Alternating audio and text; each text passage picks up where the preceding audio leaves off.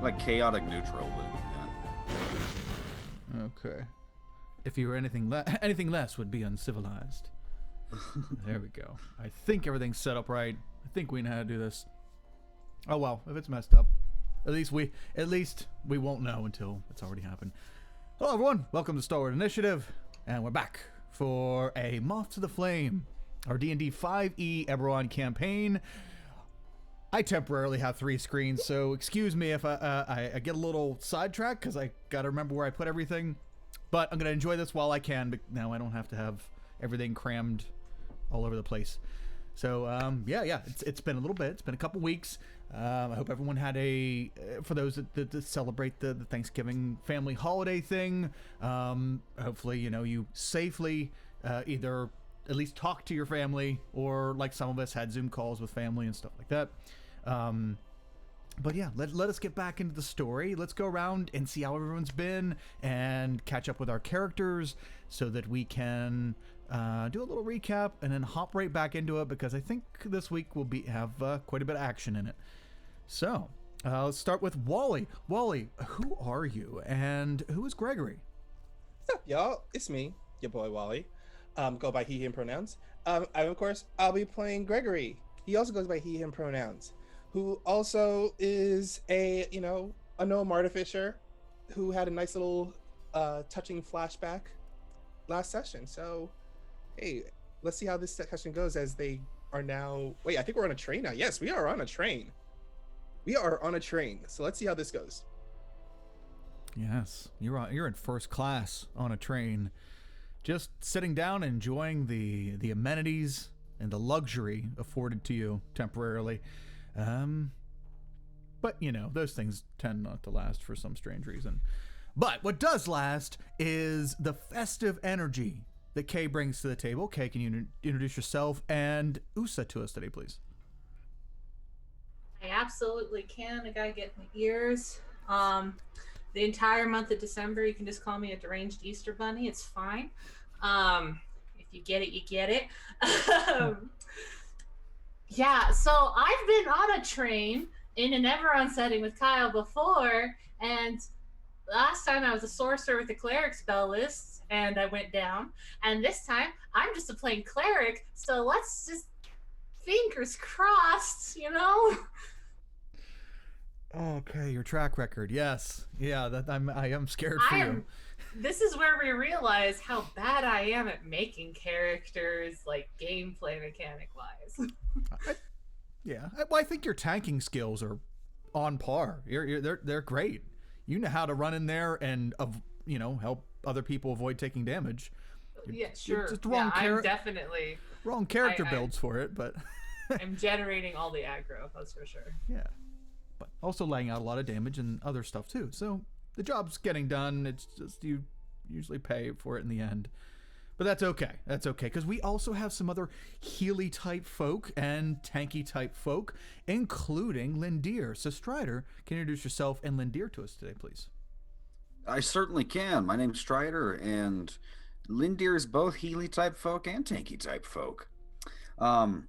He is fresh out of the House of Earthly Delights. He is our apathetic agnostic paladin, and he has a cool ability to repel and repulse everything within 15 feet of him. Not only that, but Gregory also put an enchantment on his shield that can do the same thing. So, no one better try to step up, because they'll be pushed off. You know what else we always forget about, Lindir? Is your aura that would have saved me 18 times in the past game that I always forget to add my bonuses to. Yeah, Lindir forgets to. Yes. Oh, yeah. Paladins, lovely auras. Horrible thing to forget, but don't worry. We have multiple people here to try to remember and get that great boon for you all this week. And speaking of great boons, and for everyone, Kat, can you introduce yourself and Mariah to us today, please? I have to keep looking at the name because I had that duality thing stuck there. I'm for everybody. Everybody gets a shot. I'm Kat at Clerk of Cord, playing Mariah, who is she appears to be a half elf, and Mariah is the name that everybody knows her as. What she actually is a changeling by the name of Jo, and nobody else knows that. So she is my attempt at how OP can I make a character with a shadow monk assassin rogue, which means she hits really, really hard once and then gives everybody paper cuts. So yeah, I'm looking forward. There's something making noises on top of the train. We're supposed to be heading to fight things. We left Beetle Boy back at the magic place in stasis, and it's gonna be interesting. It's gonna be interesting. That it will. That it will. And yeah. I put on Twitter that it's probably, it's an early visit from Santa on the roof, but we don't have to get too into Christmas too early. But we'll see. Maybe it is, maybe it isn't. I don't know. It's Eberron. There might be. Well, Grandma got ran over by a reindeer, so. Oh, bless her heart. I hope she didn't get run over by a reindeer that was driving this lightning rail, because that would be a little rough landing at the end. Yeah. But besides rough landings, why don't we do a little recap on where we've been? We're not going to go back too far. If you'd like to see that, hey, check out our YouTube channel. Episodes 1 through 5, I think, are on there so far. Between being sick and my kids being home all the time, with the school being shut down, I have limited access / drive for the computer to start sliding everything over and writing all that stuff up. But the rest of them will be coming, getting us caught up, and especially since, my son and I finally got my last pieces for to build the second computer, because it's kind of hard shuffling kids around for school when they have classes at certain times, and they only have one computer. It's goofy. The times are rough. 2020, yay! But let's bring it out with a bang. Where we had a visit to Arcanix. The party made their way to Arcanix, which is these 2 floating towers in the sky over a vast and bountiful farmlands. We went up into the Arcane Council Tower, and we found a temporary respite, not only from the action, but also for Hars, which was our NPC party member that was... it seems to have something wrong with him. He's been afflicted by something, and if you watch back earlier episodes, it'll explain all that. But anyway, he's slowly changing inside, and hopefully, if we can stop this evil bug creature from reaching whatever weird destination it's heading to, and return it to its mother, who is a very powerful aberration, Valara, then maybe Hars will be spared. Maybe. So we dropped off Hars, and we had a little trip into the little like food court and magic items. Like the students from the other tower, they come over here, they show off some of their magical creations. A lot of the stuff, if you were to ask Gregory, is some Bush League stuff. It's not great magical devices, but one of them did catch Gregory's eye, and we had a bit of a flashback last time, as Gregory was reminded of one of his more important moments with Margina, and a party member that died before this campaign happened, which we also saw in another flashback earlier. So we did some shopping, we had a few laughs, and we tied up loose ends with Hars, and off we went. One of the envoys, the magical envoys, Francesca, offered to escort you personally through the teleportation circle and onto a lightning rail train already in mid-travel, which can be tricky business when you're trying to teleport to a circle that may or may not be where you're supposed to go.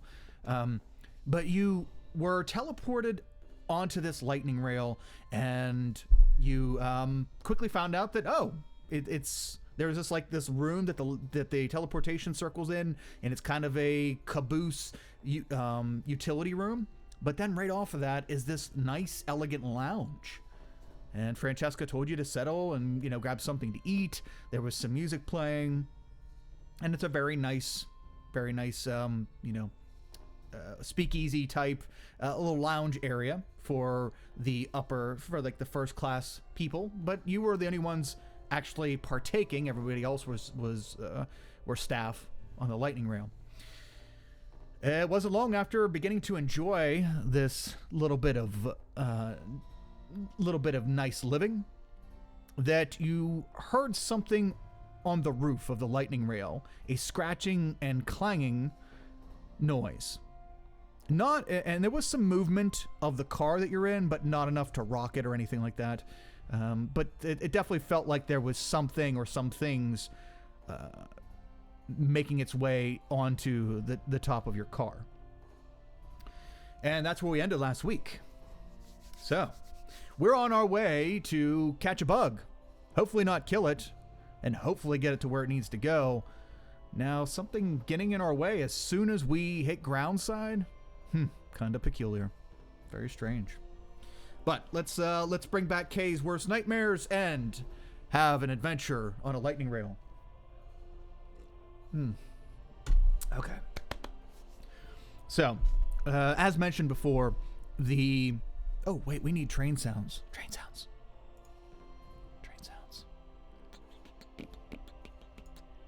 Sorry, gang. Train sounds. I'm sure you understand. Train sounds. You can just make them. The whole time while I'm talking. I'll just slide it in between words. I'm not feeling that immersed right now, so maybe if you... That's all right. I'll practice it on the side with my beatboxing technique. So I'm sure I'll get it down by next week when we don't need it. Here we go. So the sounds and the slight rocking as something hits the roof of the lightning rail. Francesca, who is standing right in the doorway bordering the car you're in, which is, we'll call it the speakeasy car, and the caboose, which is the TP room. We'll call it TP room. There's no toilet paper in there, but there is a teleportation circle that you don't want to go to the bathroom on. Okay. But she's standing in that doorway still, and as this noise and shaking happens, she reaches back and touches this little sigil on the wall, and she says, "Francesca to a conductor, Francesca to conductor." What was that? She pauses for a second. You hear crunching and movement on the roof. Everyone, I don't have contact with the driver. I don't know what's going on. Please stop playing. She's like urging at the band. Please stop playing.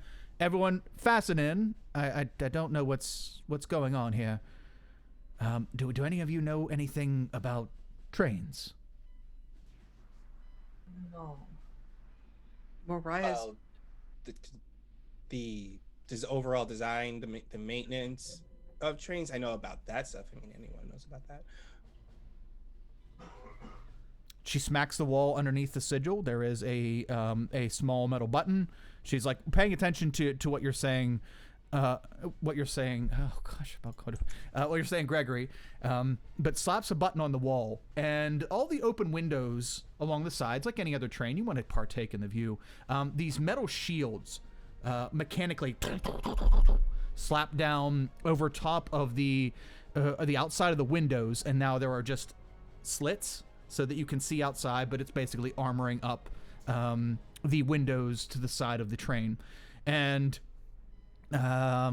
she said, I think there may be something amiss. I can't get a hold of the front of the train. Everyone, please stay away from the windows. And I'm not sure what's going on above us. But as she continues to try to figure out the situation, I need two people. Let's pull out a D4. Let's pull out a D4. While she was talking, Mariah just kind of put her fingers to her temple for a moment, used 2 key points to cast dark vision on herself, so her eyes now have kind of like a slate silvery sheen, And Okay. is this the bar car that we're still in, the club car, or is it just a regular passenger car? Yeah, you haven't been beyond this. This is just it Okay. is the lounge area for first class. Okay. Oh, go ahead. I was gonna say that she's kind of climbed up on top of the bar, and if there's like shelving behind where the if there's space between that where the whiskeys are or the bottles are and the roof, she's kind of like crouched up in there with her daggers drawn and just is waiting, watching, see what something's gonna come through. Oh, okay, okay. You climb up on the bar, and the bartender is like, "Excuse me, ma'am. Ma'am, are you?" And look, he looks over at Francesca. Francesca just puts her hands up like, "You tell her. I don't want to fucking tell her." So they let you climb up there and sliding and possibly knocking some things over on the top She's shelf. just crouched and waiting. Okay. You climb up on there, and we'll go in the order we do intros. So Gregory, Usa, Lindir, Mariah. Rolling 2d4s. So Mariah and Gregory, please make perception checks for me. Good at that.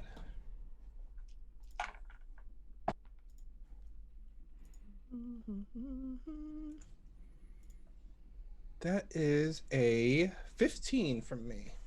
21 for Mariah. Okay.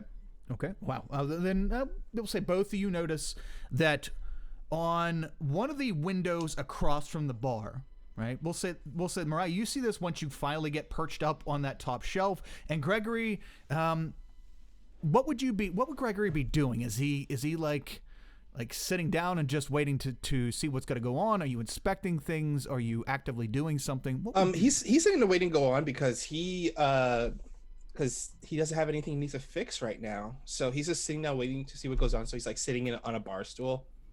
Okay. And what would Lindir and Usa be doing right now as nothing's actively happening, but there's probably something amiss? Sword and shield out, looking for any if the windows are closed, scanning the roof for any access points or ladders or anything. Head up that way. Okay. As you look around, you don't see any access to the roof in this car, or if you can peek your head in the door of the teleport room, the TP room, you don't see any access to the roof from there. Though there is a door, the door in the TP room that would lead to the outside of the back of the train. Though at this speed, it's probably not great to just walk out, but that is available. What would Usa be doing?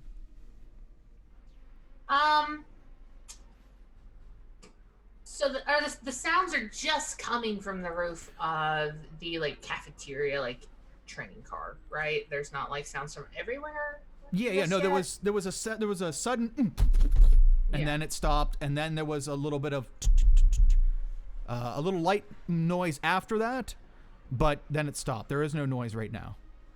He's trying to calmly and quietly just trying to collect the civilian type people that are in here, the people playing in the band, just like, hey, things are weird, maybe we should gently urge you to somewhere else, or just at least collecting them so he can then decide oh, you need to go to this train car or you need to go to this one. He's not sure where to send them yet. He's just like, how about we set your things down, let's up and be ready to move just in case we need to get the civilians out of here. Okay. One of the cello player will say, sir, never in all my life have I had a performance interrupted in such a manner. I went to the finest schools. Oh, well, you see, this is... We don't know what is going on, so just to be safe for you, so you may continue to do your fine shows for your own, bodily safety, you should probably be prepared to move. Take your instrument with you if you want, just to be safe.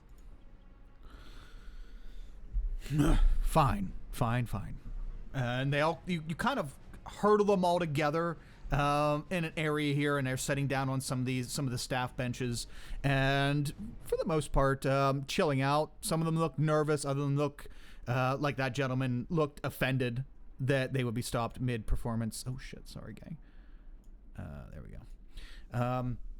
So yeah, as they do that, and you're hurting everyone, Mariah and Lindir, or no, I'm sorry, not Mariah, Mariah and Gregory. So Gregory, as you go over to sit down at the stool and just kind of await your moment to, to figure something to do, as you hop up on the stool, you catch Mariah's eye, looking not at you, but right past you. You spin around on the stool, and you look out one of the slits in the window, where it's the only slit that doesn't have daylight on the other side of it. You actually see what appears to be a large eyeball looking inside the small slit in the window. And the eyeball itself, even though you can't see the top and bottom of it because the slits are horizontal, it looks like it's probably around the size of a basketball. And you see a dark maroon fleshy material around the eyeballs, and there's no white in the eye. It's black and then red, and the eye just goes like pans around almost like a chameleon's eye, and looks in there, and then goes upwards.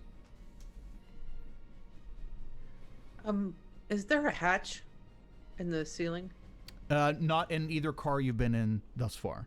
I look at the others. I go, train's haunted.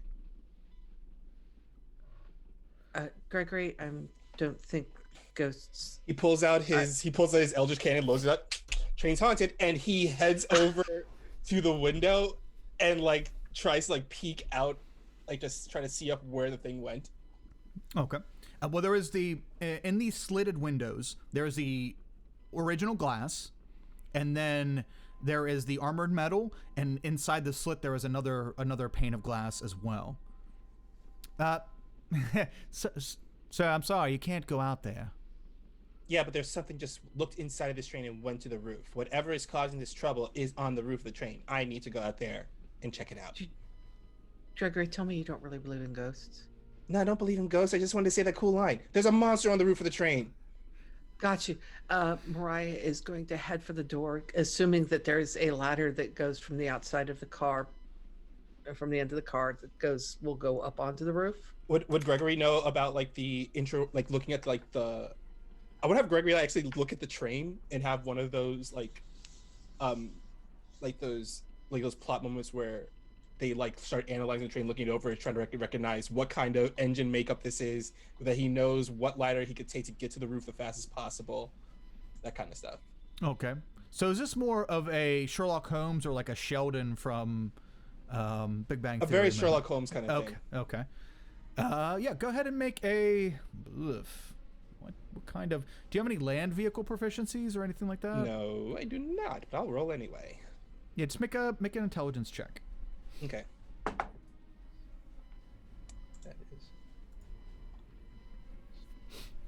That is 24. 24. Okay.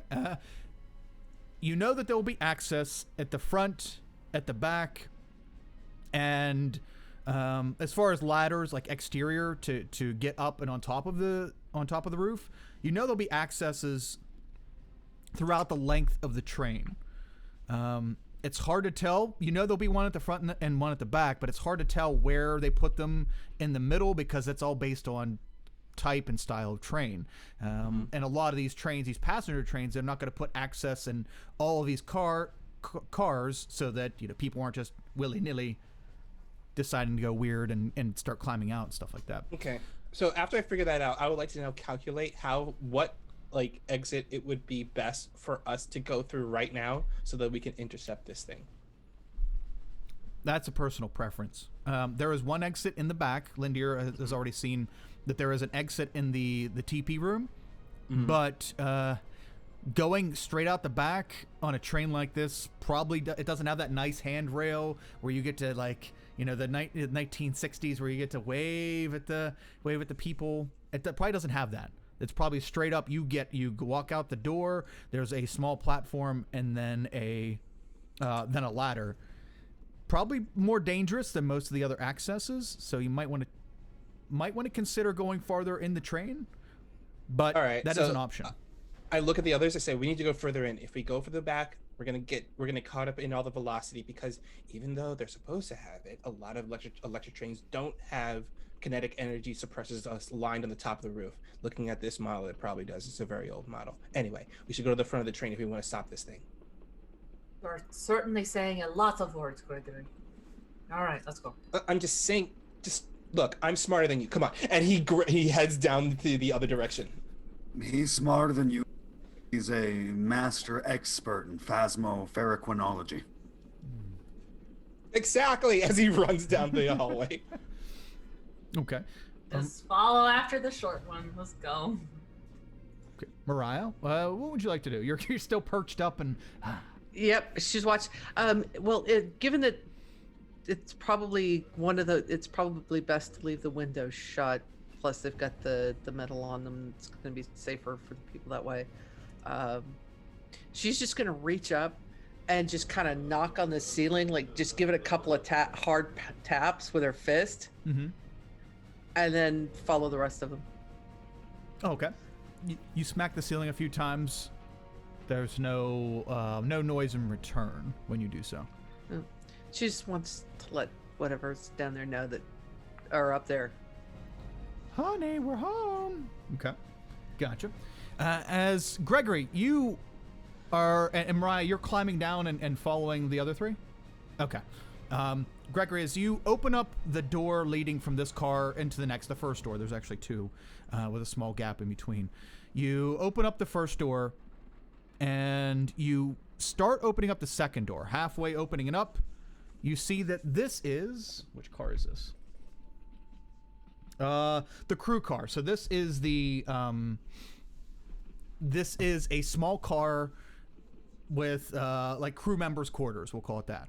All on the right, and there is 8 feet, I'd say width-wise. And when you start opening up the second door, and you start seeing these small cabins, very small cabins, to the right, at the other end of this car, you see there are 2 figures standing there. They don't look like their crew. They look like they have almost like a bone-colored skin, a very rough bone-colored skin, and it looks like it's in many tiny little segments, like almost like splintered bone, but not in spiky fashion, more of in chunky, like a tooth, a rigidy tooth.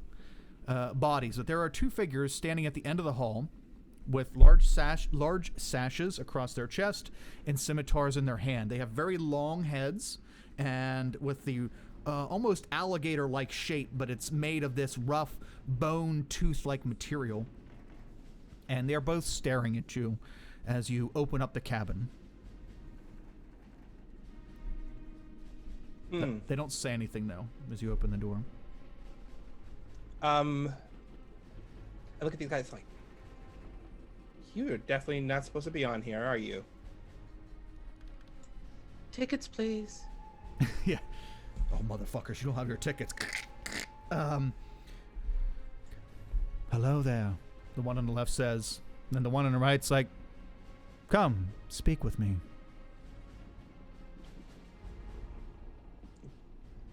Okay. So, who are you two?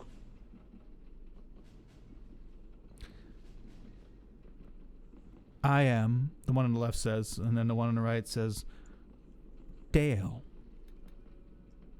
I can't say it right. Dale. There we go. Dale. You or the both of them? As the rest of you pour into the car, all 4 of you are standing. Who are the 2 in the front? Because this is really only wide enough to accommodate 2 people width-wise. Well, I'm small, so they can easily accommodate more than 2 people. That's true. You could, okay. You could smush Gregory in the middle if you want to do that.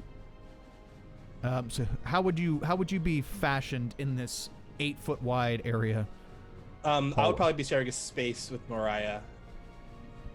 Okay. And I'm gonna make an executive decision and not just throw Usa immediately towards the danger for once. I'll be standing in the other spot. Okay.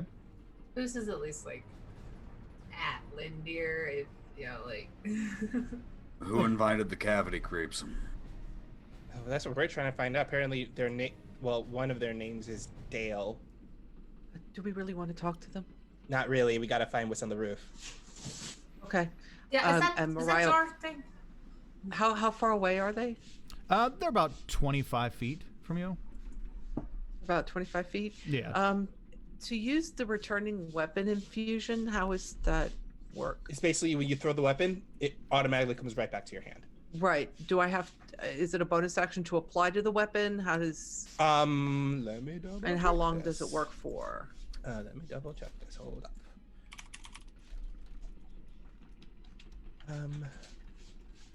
As soon as you make a range attack, it just comes at the end of your turn, it returns right back to you. You don't have to do a bonus action or anything. Right. But is it something that I have to apply to my? No. Okay. It says as long as you throw the weapon, it kicks in. Okay. So yeah, Mariah's just gonna take a step forward and throw a dagger at one of them. Oh, okay. Because she can do that. Let's see here. And because I have assassinate, I have advantage on attack rolls against a creature that hasn't taken a turn in combat yet. Nice. And any hit I score against a creature that is, they're not going to be. Are they going to be surprised? They're not going to be, but you still have advantage, right? Okay. Remember, you because if they're surprised, it becomes a critical. Yeah, they're not surprised, but you do have advantage, which does give you sneak attack because you have advantage. Yep. So that's a 26 to hit. Oh yeah, 26 definitely hits. All right, so let's roll some damage.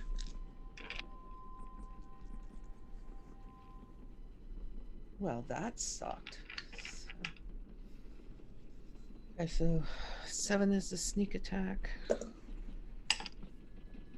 Really? Oh man, my dice do not want to do damage. So that's a total of 14 piercing, and so, I mean, we want to talk? I don't think so. And she tosses the dagger. It does 14 piercing damage, and then right back into her hand. Okay. What is the, which one? The one on the left or the one on the right? Which do you throw it at? Whichever one was speaking. They both speak. They take turns. Oh, okay. The one that asked to talk to us. Okay, that was the one on the right. Was the last one to speak. One on the right. Yep. Okay. And you said that's 14 damage? Yeah, I rolled very poorly on my damage. Okay, and what type of damage is it? It's piercing. Okay. Is it magical? Yes, it is, because it has the returning potion on it, so that makes it magical. Plus one. Plus one. Is it plus Oh, one? and No. also because I'm a 6th level monk. That's also true. So all my attacks are magical. I think for 6th level monk, it's your unarmed strikes are magical because there are subclasses okay. that make your monk weapons magical as well. So I think it's just unarmed strikes, but it doesn't matter anyway because the infusion, I think it makes it magical.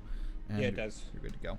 Okay. Okay, so you throw it out, and the one on the right immediately puts up its forearm, and you hear as the dagger quickly flies across the length of the car and sticks into the forearm of this bony creature. You hear like the crunch as it goes into the cracks and crevices between these bone-like chunks. The fiend, we'll call it, puts its arm down with the dagger still stuck in it. There's no blood or anything that runs out. And the one on the left looks at the one on the right's arm and then up at all of you. That was very rude. We came here to congratulate you. Why would you strike us? That's how Mariah says hi. Yeah, you gotta understand. She's very to the point. We came here to talk. I apologize if we came off violent. And the creature smiles. Its alligator-like head shows these very jagged, almost like cosplay serrated teeth look. And it looks at all of you. The one on the right says, I'll try not to be offended, but indeed we are here to congratulate you. For? Well, you completed your task. You What? released... You do know you got rid of the evil creature. The evil bug creature, right? Hars? Hars. No. The large one. Yes, we are currently trying to find it. What are you? Oh, Is the big bug creature not accounted for? Oh, it is dealt with. That is why we are here. We are here to congratulate you and to tell you that you can stand down. Your work is done. It is released. We will take it from here. Your vigilance is appreciated, but you are going to mess things up. What are you? I am Dale. I didn't say who. They look at each other and look back at you, Usa. We are friends of yours. We have been friends of yours for a short while now. Do you not remember? No, if I No. remembered, I probably wouldn't have thrown a knife at you. Although, that does rather depend. And she's caught the knife as it's come back to her. It's returned to her, and is just kind of flipping it up in the air. Shall we speak somewhere more comfortable? You seem edgy. I would prefer you explain yourselves quickly now before we go anywhere with you. Are you the ones making the noise on the roof? Our apologies. We had to land to catch up with you. This vehicle is very fast. No, well, Who's we found it. Everyone, I found him. I did it. Mystery solved. Take it home, kids. so? Whose eyeball was that then that appeared in the window? They look at each other and then look at you. Do you mean the Koresh? That is our pet, the Koresh. It waits for us on the roof. Are you two parts of the sacred flame or something? No, I'm still not so much. following. It's okay. Yeah, I'm not fine. Look, we gotta go find that big bug's child, or Hars is gonna blow up in, I don't know, beetles or bees or something. Go insane. Don't know. Some kind of weird insects are gonna bust out of his body. And now you're telling me the thing we're supposed to be hunting and help out Hars is already dead? You speak very fast. No, it is not dead, little one, but it is taken care of. Your mission is over. You released it. You did a wonderful job. Now you can cease. We need to get it back. We're not done doing anything. We were under the impression we were going to return the beast from whence it came. No, why would you do that? They both get like a furrow on their bony brows at the same time. Because its mother wants it back? It's This bug thing in my hand kind of told me to. as it moves underneath your skin a little bit. You've been speaking to Valara, have you?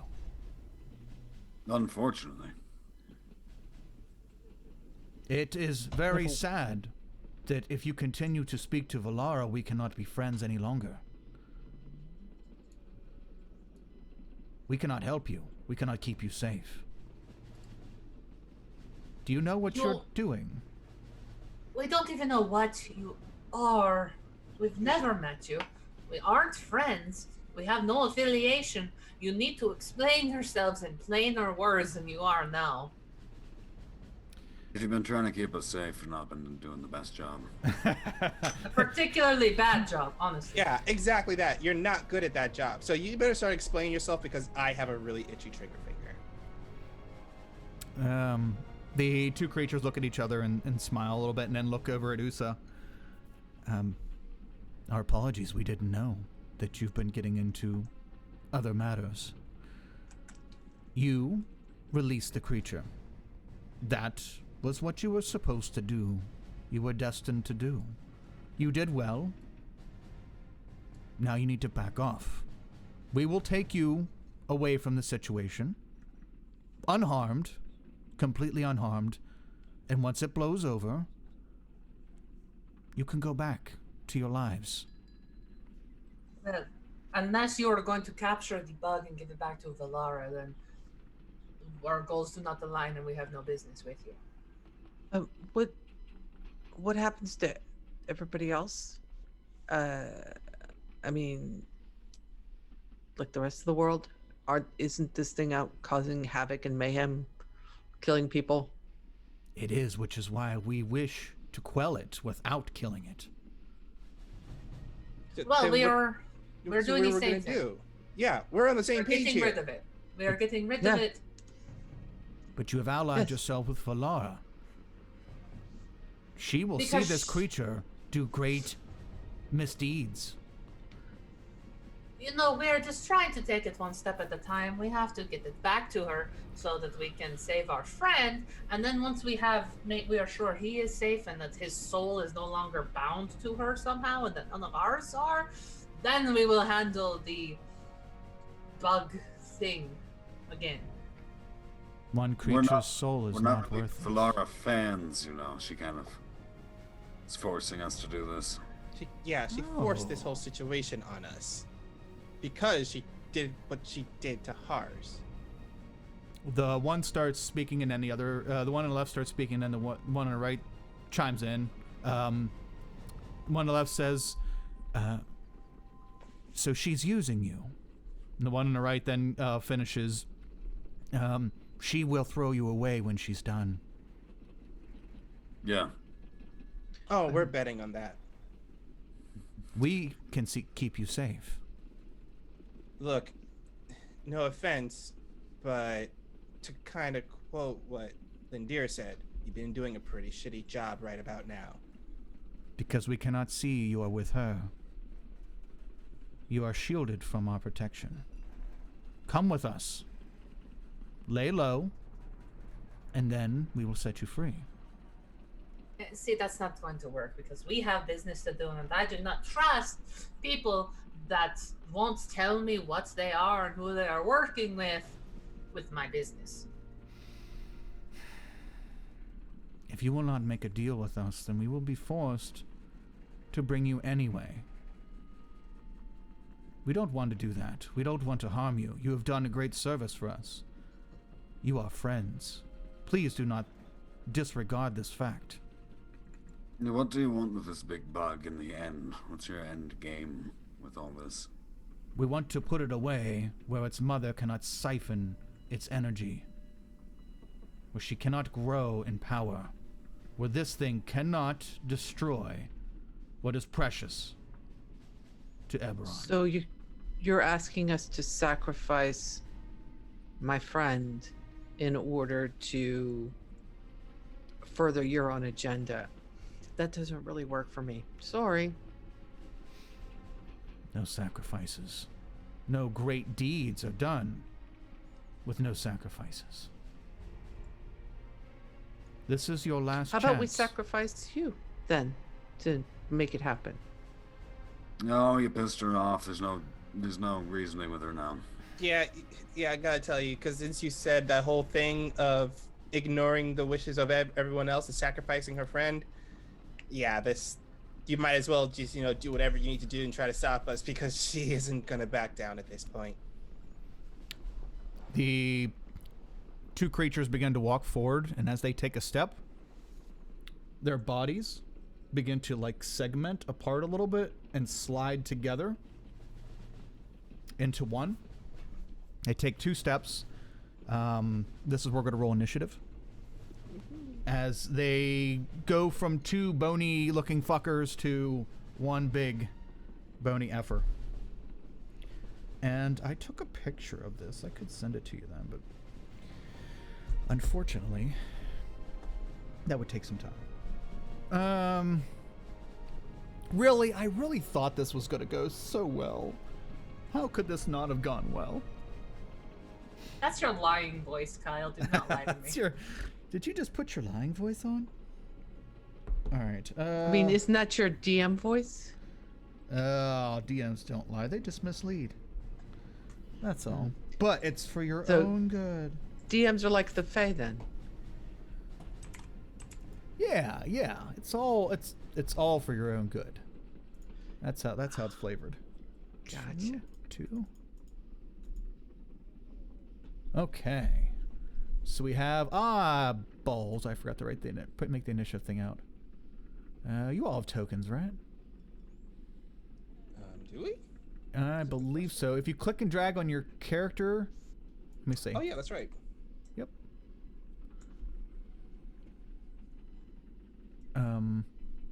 Yes, make sure your token is highlighted and then right click or then roll initiative. I can change you to your first numbers. I will do that. But to make your token in the turn order, to put you in the turn order,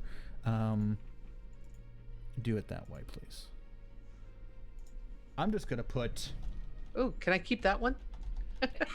We'll do How the do you first. Give yourself a token? We'll do the first.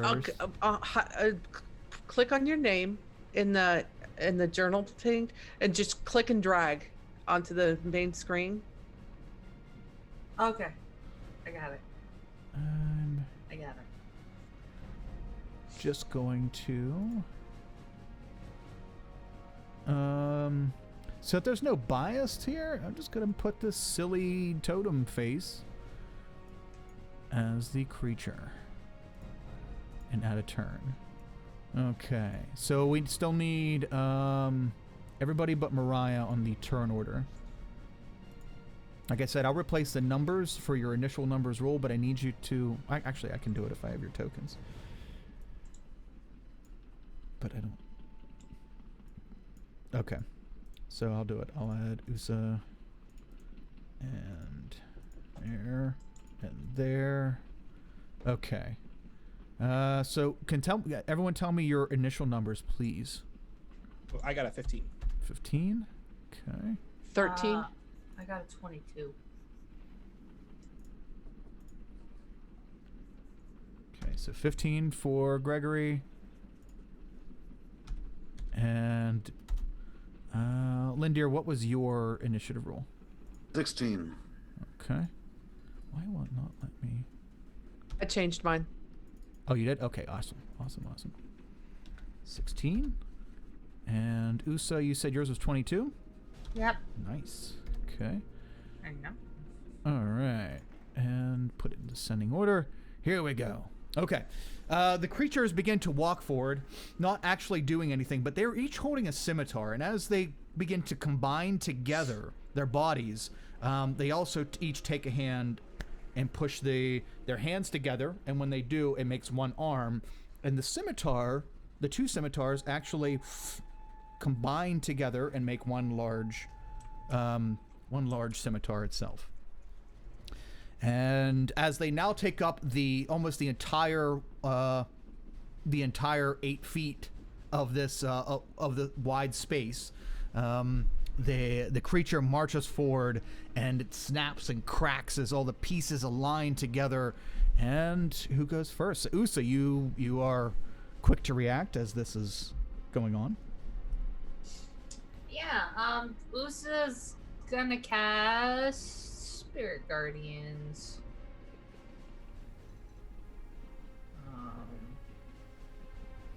Sorry, it pop up. There we go. Oops. I thought that would just send it to the chat. There we go. Call for spirits to protect you. They can be in a distance of 15 feet, so he's just going to have them around everyone, and he's going to have it not affect his friends and party members. Basically, just having it affect these now one guy, I guess. Okay. And if they start their turn or enter the area, they have to make a wisdom saving throw. I don't know if they're within like 15 feet of us right now. Okay. They're still 25 feet. I didn't mechanically move them. I just had them take a couple steps. And so 25 feet away from... Actually, it would be the three... It would be everybody but you. So they're 30 feet away from you because you are behind the other three stacked up widthwise in the hallway. Let's see here. Okay. Next up we have... Ugly Effer. So the creature begins to walk forward. You could have had it all. You threw it away. Fair enough. The creature holds out its hand, its bony hands. The fingers are still melting together. Like you can see that there's about 8 fingers on the hand. And they start to crick and crack together. And it holds the hand out, and this like almost sonar-like wave comes out of the creature's hand. And you all lose sight of it as this wave of darkness takes up the entire entire hallway here, and it is now very, very dark in here. Yeah. Although anybody that can see, this is magical darkness. Okay. So it's just darkness spell, in effect. And you hear a couple footsteps of the creature, and then the footsteps stop. So it's a... Sounds like it's coming closer to the group, and then it stops. That's its turn. Giggity. Lindir. So Lindir, you are standing with Gregory and Mariah at the front of your little formation, and the darkness encapsulates everyone. What would you like to do? Oh, he pulls out his glow scimitar sword, aloft high over his head, bathing everyone in pale white light. And he's not much of like a strategic thinker. He's more of a go stab the monster kind of guy. So he's gonna go try to stab the monster. Oh, okay. Nice. Let's see here. Your moon thing, is that like a... That was my enchanted item. My sword has a it emits light. Yes. I think it pushes through dark or magical darkness. Let me check. If this was magical darkness, I thought the thing was just big and imposing. If it's magical darkness, he has a racial cantrip of daylight you can cast. Ooh, that might do her. Spells overlap with the area light created by... Okay. So you... What would you like to do? So it is darkness, like I said, like a wave. It comes out from the creature, and then everything goes dark. What would you like to do first? You can tell this is magical darkness, one, because it's dark. It's not just a shadow. This is black, pitch black. He wants to be a holy beacon of inspiration to his friends, so his racial cantrip certainly goes up. That's his, Okay, racial spell? What level is that spell? Is it daylight, you said? You can cast daylight once per long rest, yes. Daylight. Okay. Let me checketh on the daylight.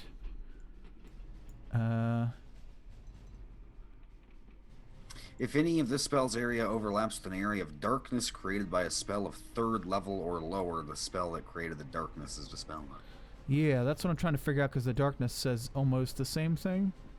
If any of this spell's area overlaps with the area of light. It's also, when it comes to the ruling of darkness and daylight, if if darkness is cast at a certain level, if daylight is a higher spell level than darkness, then daylight overrides darkness. Mine casts as if it was 3rd level. Yeah. Okay, I think the daylight's gonna work then, because this is light created by spell of 2nd level or lower. Okay, so you're good. So you're good. Okay, so you cast daylight, and as soon as you do, you don't see the creature in the aisle, but what you do see is like an elbow sticking out of one of the cabins. Looks as though the creature has ducked in to one of the crew quarters to probably pop out and do some weird shit. But yeah, the daylight blasts down the hallway, and you now see that the creature is like 15 feet away from you guys in the front, in one of the cabins. Face holy retribution, you chitinous mutt. Wait, no, where'd it go? What do we do? Then you see its elbow, like just kind of barely poking out of the cabin door. It's kind of too big to fit in, stealthily. Hey, I think he's in there. Oh, yeah, I see him. Any bonus action or movement for you? No, just alerting his friends to the alerting his friends to this. Yep. Like Gregory, is it Gregory's turn yet? Yeah. So that is Lindir's turn. Ooh. Okay, great. Okay.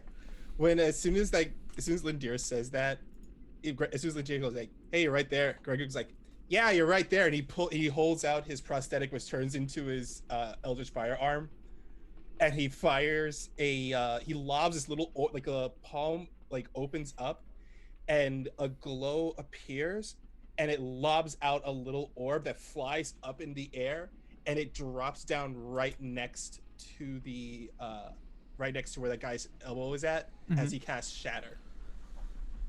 Ooh, very nice. And because I have my my infusion, which gives me +2 to magic, my save is now a 17 con save. Ooh, shit. Okay, and that is that con or wisdom? Con save. It has to make a 17 con save. Okay. Ooh. All right. Let's see here. Oh, so many monitors. I love it. That means the door and the walls also are going to get hit by that too. That means everything. Nice. Yeah, he lobbed it right where it needed to be so that any cover just gets blown up away. Okay. You still got to take half damage, though, right? Okay, still take half damage. So that is 1, 2, oops.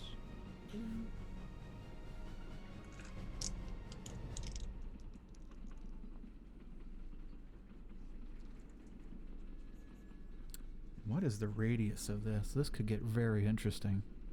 The radius for Shatter is 10 feet. Oh, that's it? Oh, okay. Mm-hmm. It's a little small baby AoE. It's just that it has a long range that you can attack it with. Okay. I was thinking like 20 or 30 feet. Okay. So that's 3d8 plus another extra dice because I launched it from my Eldritch firearm, my arcane firearm. Okay. So I get another 1d8 along with it. So that is in total 21 points of damage. So divided by 2, I think it's 10. 10. Yeah. Okay. Let's see. Add this up here to. Okay.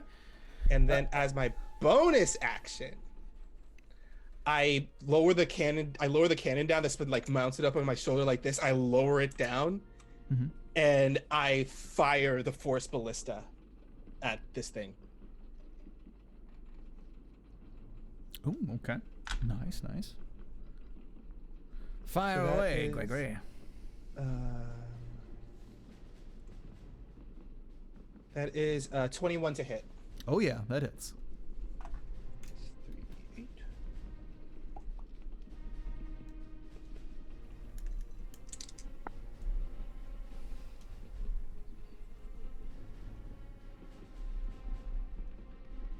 And it's 27 points of force damage.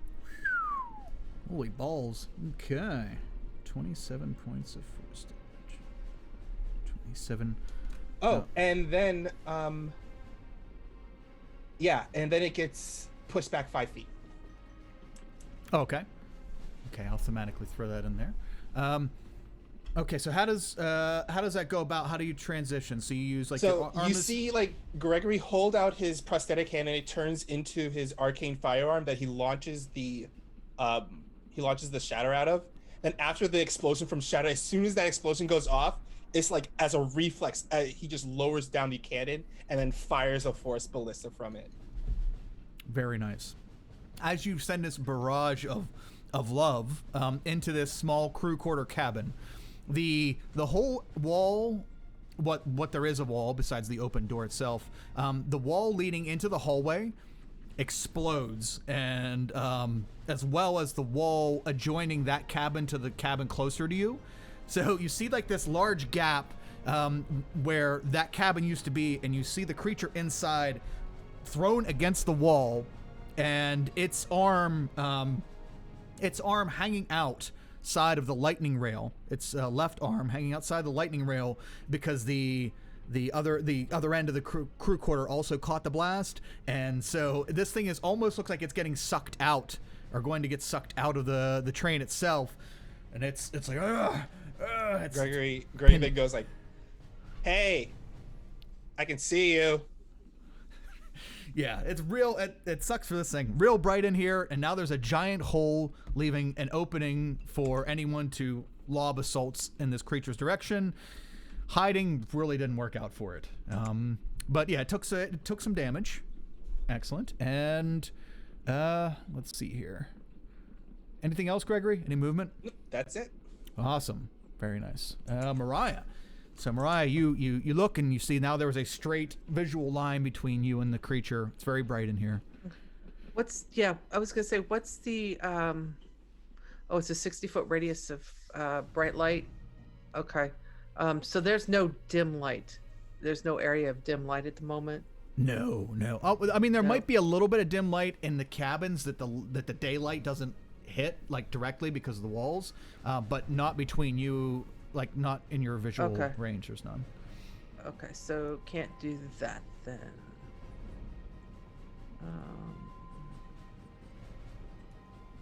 Nothing within my visual range. Bless you. All right, so she's just gonna go. She's just gonna move up to it. She's got 45 feet of movement, so I'm sure it's well within her range. Oh yeah. And yeah, she's just gonna walk up to it, just start punching. Okay. So you get in there and you kind of bob and weave around the rubble that is now, because the shatter spell just fucked these rooms up. And she's just climbing all over it. It's just, I mean, she looks like a cat, kind of moving over debris as she heads over there. Okay. And then she's going to take her blows. I don't have anybody within 5 feet. I don't have anything that's giving me advantage, so this is just a straight roll, straight unarmed strike. I'm gonna guess that a 28 hits. Oh yeah, just by a little. Oh yeah. Okay, so that's 8 bludgeoning. Second attack, 14. Okay, bludgeoning. 14 does not hit. Okay, we're gonna go ahead and spend a key point then to go ahead and just do a flurry of blows. Okay.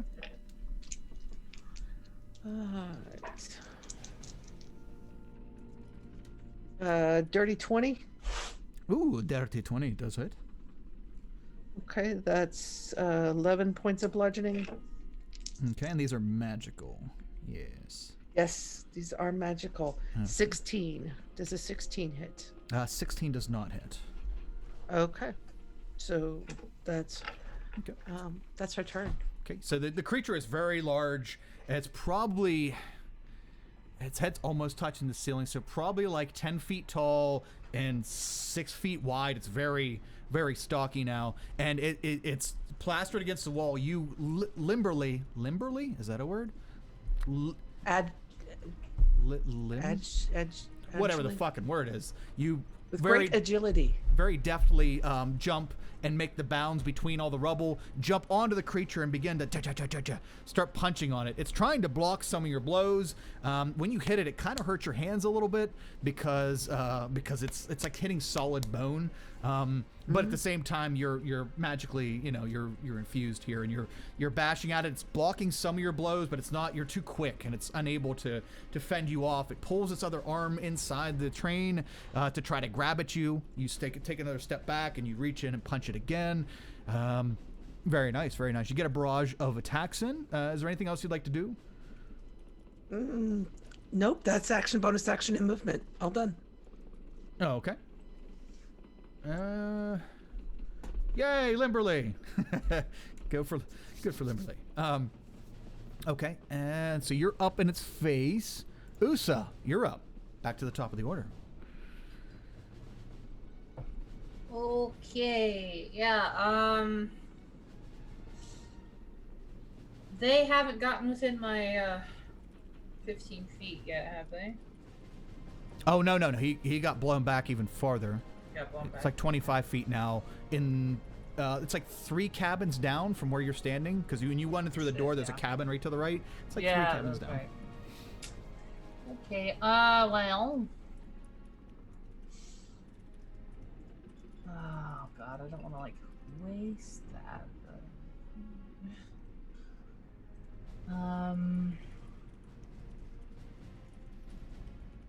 You can go up and taunt it. Try to get it to hit you. You know. Poor Usa. Good. I thought that was a good idea. I should have done that when they were closer. I guess I'll just drop it. I mean, you can get within 15 feet of it. That's easy. You don't. Yeah, I know. And I can still cast a cantrip if I keep that going, right? Oh yeah. Yep. You can even cast level. You can cast any spell. You just can't cast a concentration spell. And oh, okay, cool. Yeah, I'll try to. That spell is 1 action, so I can move and cast that. I'll try to move up closer, just so my little ghosty ghosts can get them. I guess. And I'm going to cast my new big spell. We'll see if it'll actually do anything. Ooh, I'm gonna cast sounds fancy. Harm. They have to make a Constitution save. Okay. All right. Not the highest. Yeah, they passed. Holy They balls. take half as much still. Okay. So half of 15 or 52. Sorry, half of 52. Okay, so that is 26. Nice. Yep. Let me see here. And if they still start their turn, which they're right after me. If they still start their turn within my radius of my spirit guardians, they have to make a wisdom saving throw. Okay, remind me when it gets to them, which should They're right after me. Yeah, but there's a little thing there. But Okay. yeah, just remind me, and I will definitely make sure they get punished for that. So 22. Okay, math. Hooray for math. Okay, so you walk closer. You want to get like just 15 feet so that they're just barely touching the range of your spirit guardians. Okay, so you're not in melee. You walk up closer and you cast your harm, and Usa with the necrotic damage. You cast out this harmful. I don't know. How do you want to do harm? Harm can be done in a few different ways. Like, how do you want to project the harm spell? Like visually, just like Yeah. flavor wise.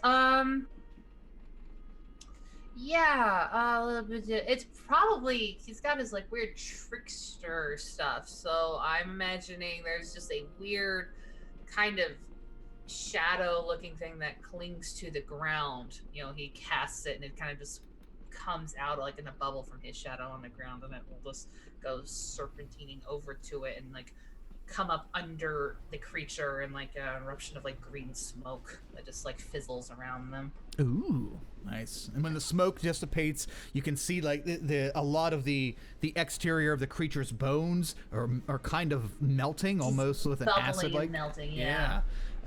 Very cool. Very cool.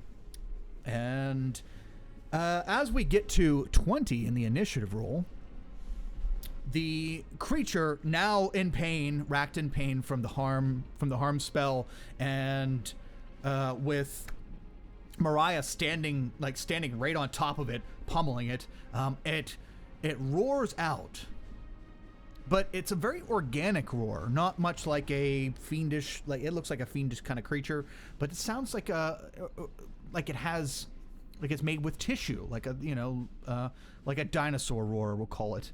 And you hear this, and the creature's head tilts down towards you, Mariah, staring down at it. Like, I'm assuming you're getting ready to beat the shit out of it again. It looks up at you, the eyes narrow, and the smile, the gator-like smile, just goes from ear to ear, very, very devilish smile. As the smile cracks across the creature's face, you still like pinning it down at the moment. Lindir and Gregory, you would be the first to hear because you're both still in the same position. You hear a noise and screams come from the speakeasy cabin, from the speakeasy car. Lindir, you pivot around and you look back in that room and you see that part of the roof is being pulled away, like peeled back like a tin can. And you see large claws curled underneath where the metal is being pulled away. You can see the sky, the daylight pouring in through part of that car, and people screaming. Francesca is charging up some kind of magic in her hands and trying to look up through the top. Yeah, that's what you hear. And that would be their bet. The three of you have this. You're doing fine. Wait, what? I'll go with you, because look like they're good on hitting this guy. Let's do some initiative rolling, shall we? Let's put a stupid mask, because yeah, that's kind of spooky, right? All right, hold on here. Usa, don't die. Mariah, don't let Usa get killed. Just turns around and gives you 2 fingers and then turns back around at this thing. All right. New people have entered the fray. Let's see here. What is that? 21. If. Well, unfortunately for them, 21's already gone. So even though that's a good initiative roll, things have to wait. And let's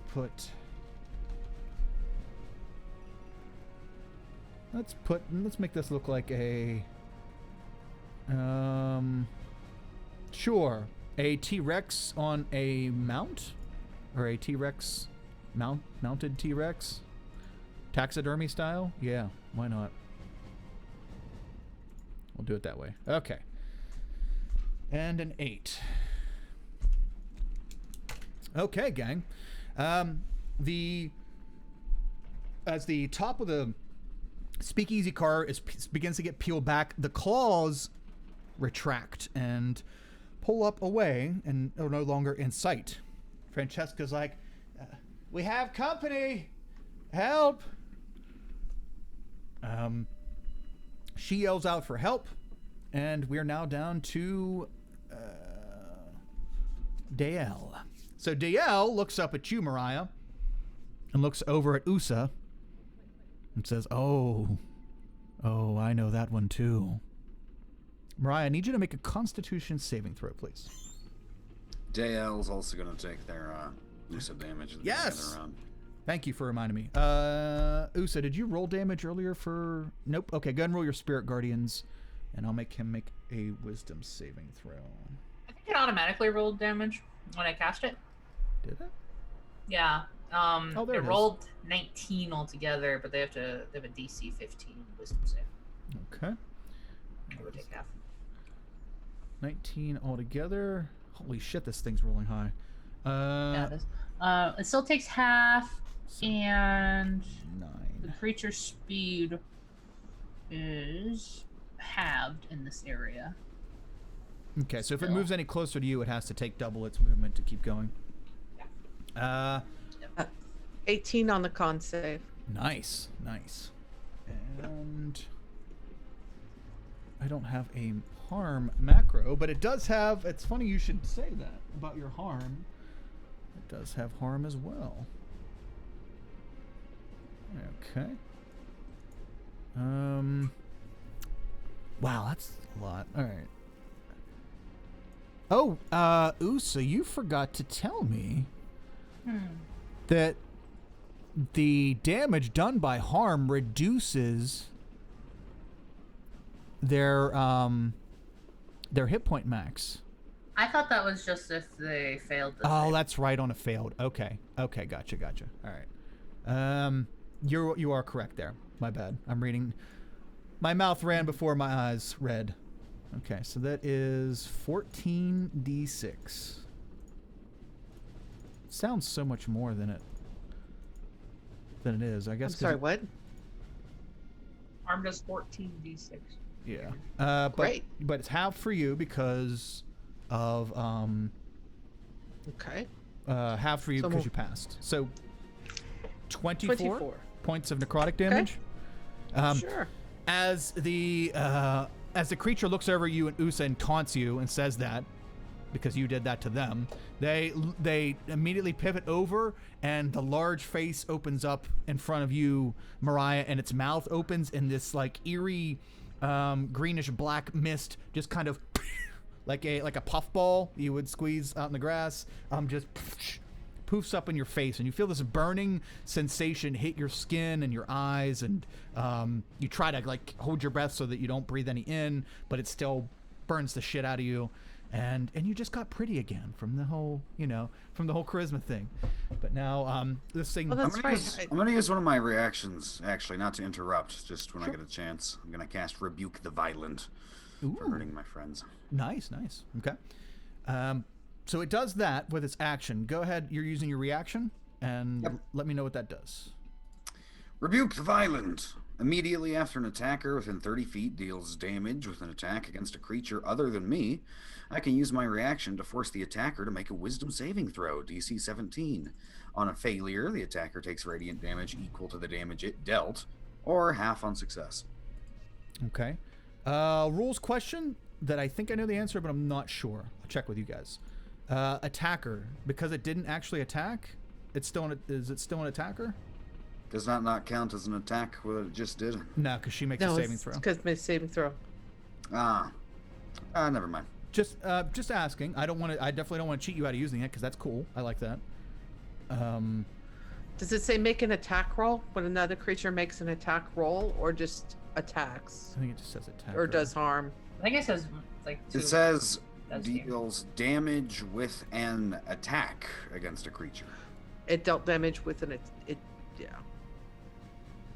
That I think think that that applies. counts. I think that I counts. do too, You know, because usually they're pretty pedantic about an attack roll versus that type of thing. yeah. It did something that caused damage, so like I think it counts. I'm cool with it. Let's just go with it because I want you to use your abilities. But I think when it says makes an attack, I think that means an actual attack. I don't care. I'm here for the narrative. So okay. So what happens? He makes a what roll? Wisdom saving throw. Okay. Wisdom saving throw. That is not great, I don't think. Nope. Not great at all. And that is probably a fail with your DC. It is a fail. It takes, in radiant damage equal to what it just dealt. Holy fuck! Okay, so 24 radiant damage. The smile quickly wipes off the creature's face as the mist expands and kind of poofs up at Mariah. Mariah, you begin to get in pain, but as this creature begins to smile and feel happy about what it's doing, you see that in between the cracks of its of the bone pieces that make up the creature's body, that these little shining light beams come out, and it's like slapping, like trying to put itself out. It definitely didn't enjoy that, and seems to be in pain as well. With its bonus action, it's going to you're going to continue to be on top of it, Mariah, but it separates itself, and a second smaller, and by on top of it, just thematic, a second smaller one pops out on the side. They separate again, and the sword also. So is it prone? No, I just did that Okay. thematically because you said you ran over, you jumped, and you pop. Yep. There's no mechanical. Okay. You're mechanically free to go, and it's All not right. down. No, I was just curious. Yep. And it climbs outside of itself. One of it pivots and looks over at Lindir, over by the door, and the other one is still looking straight at you, Mariah. Poor Usa, is right in direct eyesight between this creature and Lindir, so we'll see what that has in store for the future. But yeah, that's its turn. The harm and then the separating. Lindir, you are up. You got shit going on all sides of you. What would you like to do? Do you guys feel confident about fighting the bug thing? Because you're doing a great job. I think Lindir... yeah, he needs to go check on the lady from the magic college and the tin-canned car of the train. He's going to try to fall back. Oh, okay. There's a big pet over there. There is a big something. Yes. He wants to go pet it. Okay. Well, you go back to the petting zoo, or you duck back into the speakeasy car. And as you do, you don't see anything through the hole. You can hear that there's, even with the sounds of the train and the sucking of air pressure as you know, you hear the outside whizzing by. You don't see anything, but you do hear like movement on the roof.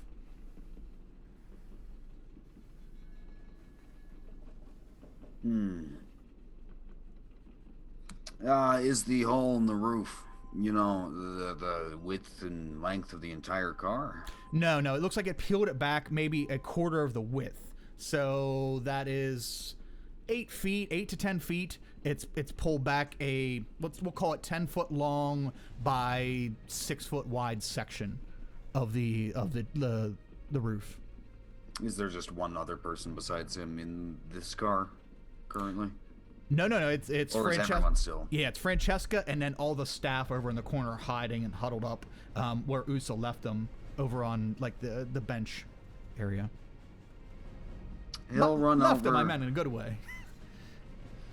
He'll run over to, you know, right underneath the hole, should it poke a hand or eyeball back in there, and he will stand with his shield raised in between Francesca, the crew, and the bug pet thingy guy. And he is ready to repel it, should it try to advance inside. Okay. Francesca takes a step towards you, and like holding her hands down with magic swirling around her hands. I don't know what it is. She's kind of like yelling because of the loud whoosh of air. I don't know what it is, but we're slowing down. And as she mentions that, you kind of notice it too, Lindir. It feels like the train is slightly slowing down. No, God, please just come to me. Don't make me go out there. Please don't make me go out there. Please, no. Awesome. Armor doesn't fly.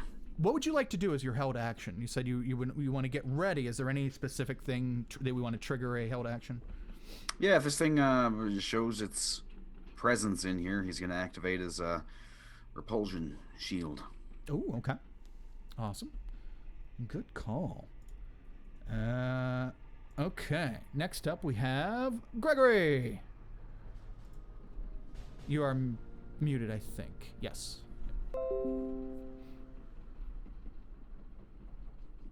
There we go. So I look over to where Lindir is going, and I click my heels together, and I launch myself over to where Lindir is at, land down next to him, and I look up at this big thing just looking like about to peel back the roof. Okay, so let's just do this then. He takes his Eldritch Cannon, he slaps it down next to him, and like angles it up just right, and then he pulls out his arm cannon, and you hear the sound of like, you know, like when you played Mega Man and like the Buster Cannon would charge up. Mm-hmm. That's the sound you hear charging up from his arm cannon. And I'm gonna hold my action so that as soon as that thing rips open and like starts looking through, he's gonna fire a lightning bolt from his arm cannon, and the Eldritch Cannon is also gonna fire off the Force Ballista at it. Okay. Awesome. Okay. So you already this huge ass coordinated blasts up at the hole. Okay. And That's my turn. okay, Mariah, you have a pretty injured, somewhat smirky little fiendish creature. Well, not little anymore. It's about your size, but a fiendish creature underneath you. Mm-hmm. Not prone, but you know me. Yeah, let's take a few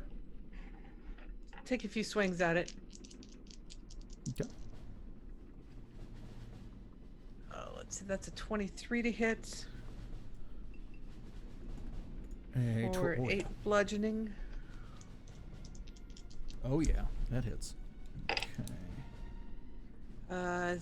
See, we set it as 16 does not hit. Is that correct? Correct. 16 doesn't. Okay, we're gonna spend another key point to do flurry of blows. There's a bonus action. What about a 17? Does a 17 hit? 17 does hit. Yes. Magic number. All right. Oh, good to know. That's 10 points of bludgeoning. Ooh. Okay. 10. And that's a nat 1. So again, she only got 2 blows out of the 4 off, but Okay. With the nat 1, we'll say that you're swinging and half are hitting and half aren't, and as you go to make the final blow, the creature moves and you hear the whang as you hit the wall, all putting a dent in it with your fists, and it it makes your hand feel a bit stiff. So we'll just say that no movement or any other actions to turn. Yeah, for no, the nat 1. she just looks at it. She goes, "Oh, I guess I'm gonna have to start kicking." Let's see here. Monks with Bengay.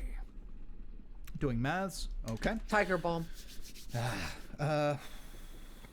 That's your turn. Oh, goody. Perfect time to take a quick break. You guys want to take a quick break? We can do that. Yeah, let's do that. Drinks, bathroom, and we'll see when I'm back here in a few minutes. Scorpio, hey, thanks for hanging with us again, buddy. Thanks for hanging. We'll be right back, and we'll see what happens next, because it's something's turn. Muhaha. See you in a few.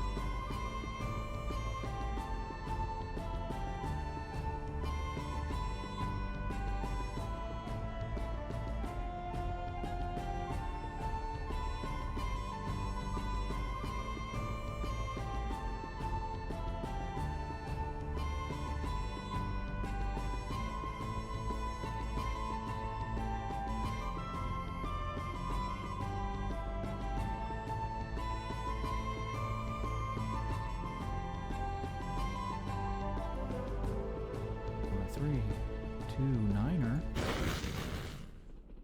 Yay! We're all worse. All right, cool. Everything's still how it's supposed to be. Okay, we're back. Let us continue. So we split up.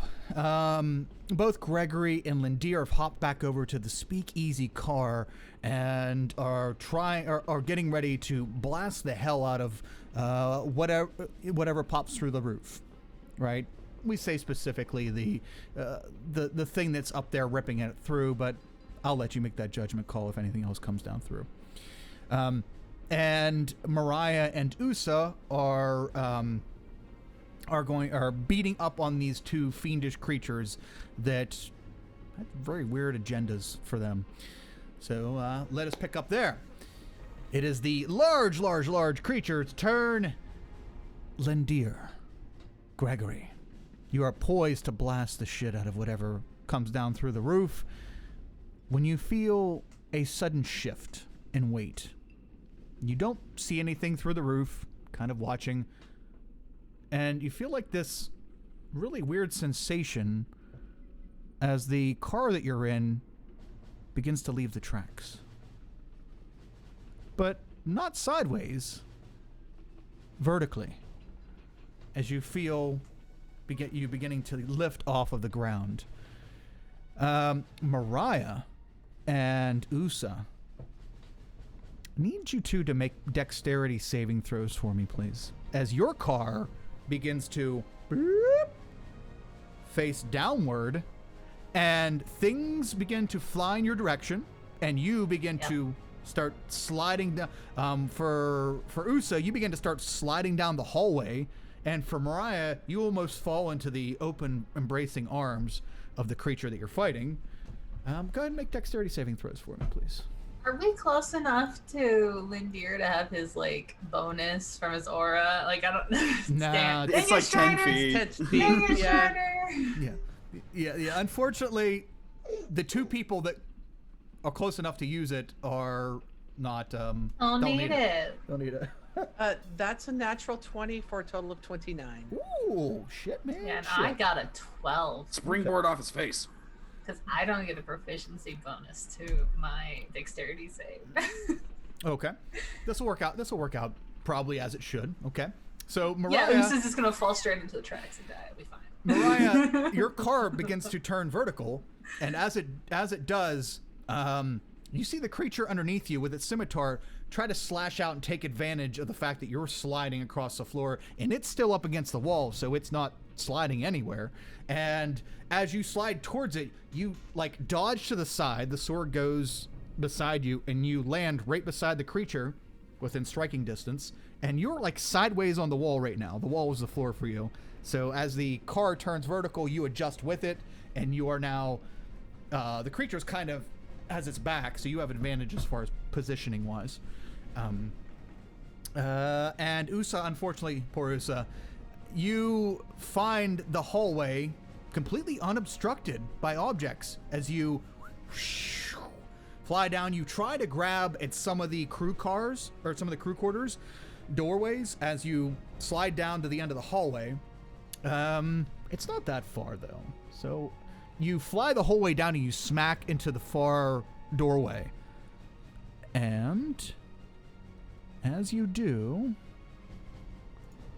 that's only two of these. So Usa, you take 9 points of bludgeoning damage as you plummet down the hallway and smack into the far wall. The other creature, actually, I'm going to make him roll too because he is out in the hallway with you, or almost with you. So we'll give him a not so great shot at that as well. And that is +4. I was wondering I was wondering who was going to be where when this happened. 20, so it passes well. So Mariah, you can see that the other half of this creature is still up there with you, although it's holding on to the part of the room that you're in. But you don't see Usa anymore. That's the creature's turn as you all fly off the ground and probably not quite sure how far up yet. Usa, you're up. So you fly down the hallway and you smack into the far wall. Usa, you okay? I'm here. I'm here. Could he like maneuver himself to be like, standing on the wall? All right. Yep. He'll stand on the wall and try to. He's never shifted before. Never come up. Ooh.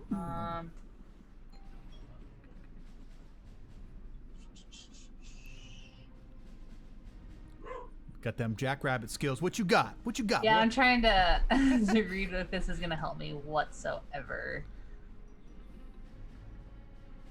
It increases my speed, and I can move. Yeah, we'll save it in case he needs the bonus hit points.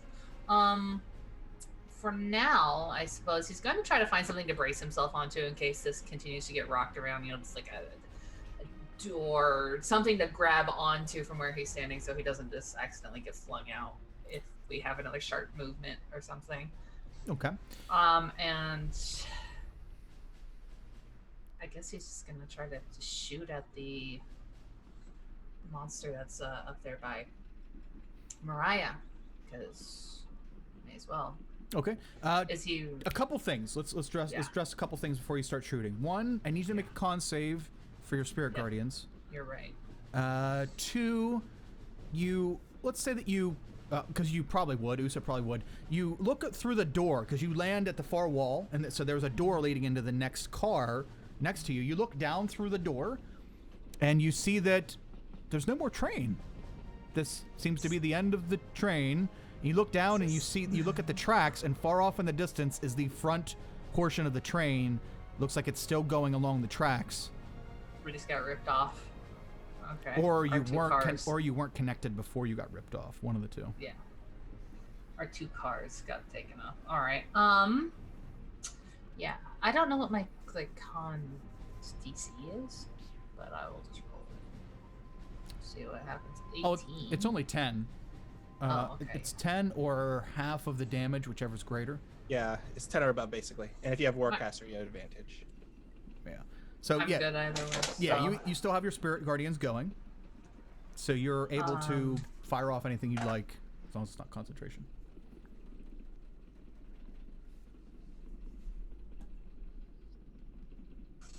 Sorry. Okay. Yeah, so that's good. He'll still have his spirit guardians up then, and I will cast guiding bolt because that doesn't require concentration. Up at the thing, and it didn't ask me if I wanted to do it at a higher spell slot, but I wanted to. Maybe it'll do it when you do damage.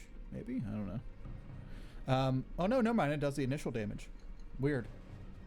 That is weird. But a 9 does not hit. Oh. Okay, so you blast up, and it's probably because your car is beginning to sway back and forth because it's just dangling off the other car, and as it's swaying, you shoot, and it just to the side and it goes off. Blasts into the wall. Your target, the one half of Dael, looks down at you, and just like peers down at you for a second, and then you see it put its head back into the cabin that it's standing on the edge of, and probably looking at Usa. Not good times. Not good times for Usa. But, and it is a but. Gregory and Lindir. I know Strider's dealing with some shit right now, so let's Gregory. The car is beginning to take off. You're probably, let's put it this point, at 40 feet in the air, right? Roughly. You're smart. You can figure out calculations. It's roughly 40 feet in the air. You don't notice the large creature through the hole, but what you do notice is two smaller creatures begin to crawl down through the hole and crawl from the roof onto the ceiling, like underneath. They are very familiar to you, to all of you. Lindir, you'll also recognize these two medium-sized creatures that are crawling through the hole in the roof. They are the same as the spiked creatures that you killed in that village at the base of the mountain. The barbed devils.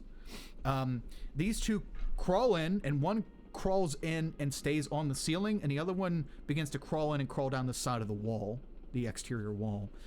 You two are free to do your things to them if you'd like, or if you'd like to wait and see if the large creature comes in, you're also welcome to do that. I'm gonna fire at those. I'm gonna focus my attention on these things since Lindir is focusing his attention on the big thing.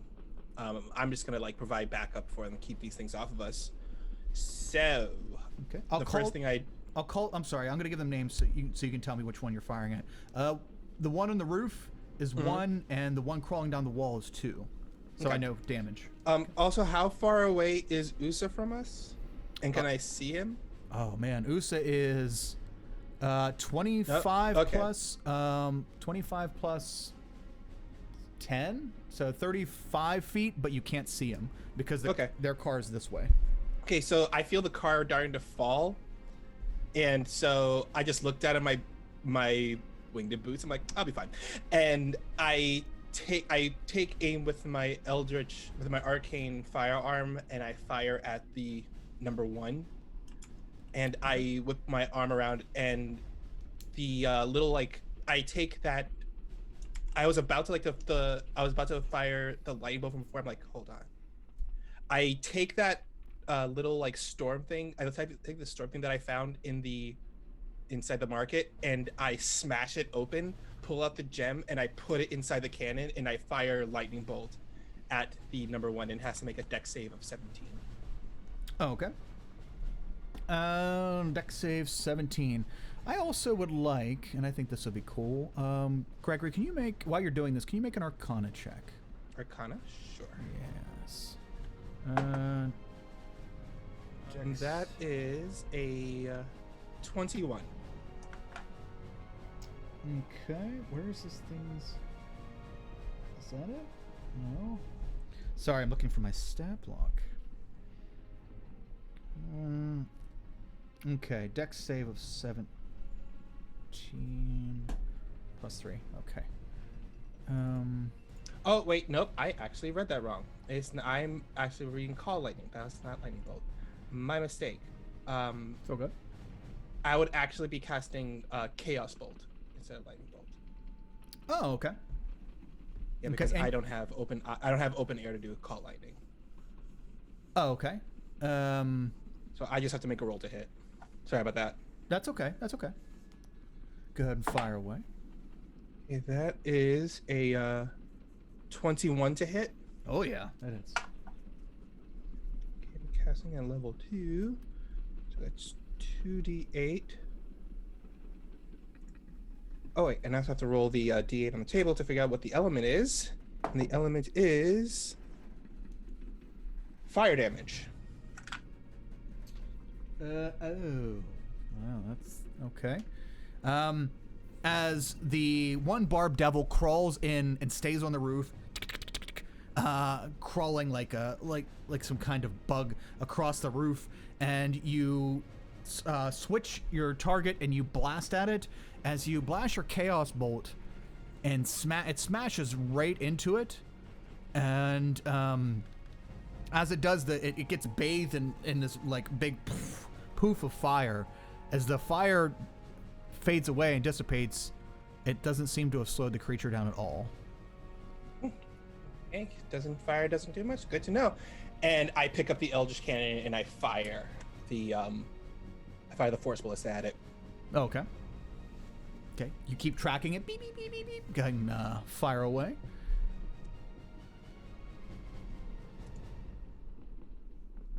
That is an 18 to hit. Oh, 18 hits. Hacha.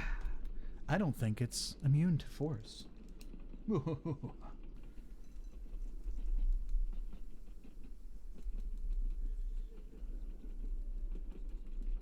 It's 15 points of force damage.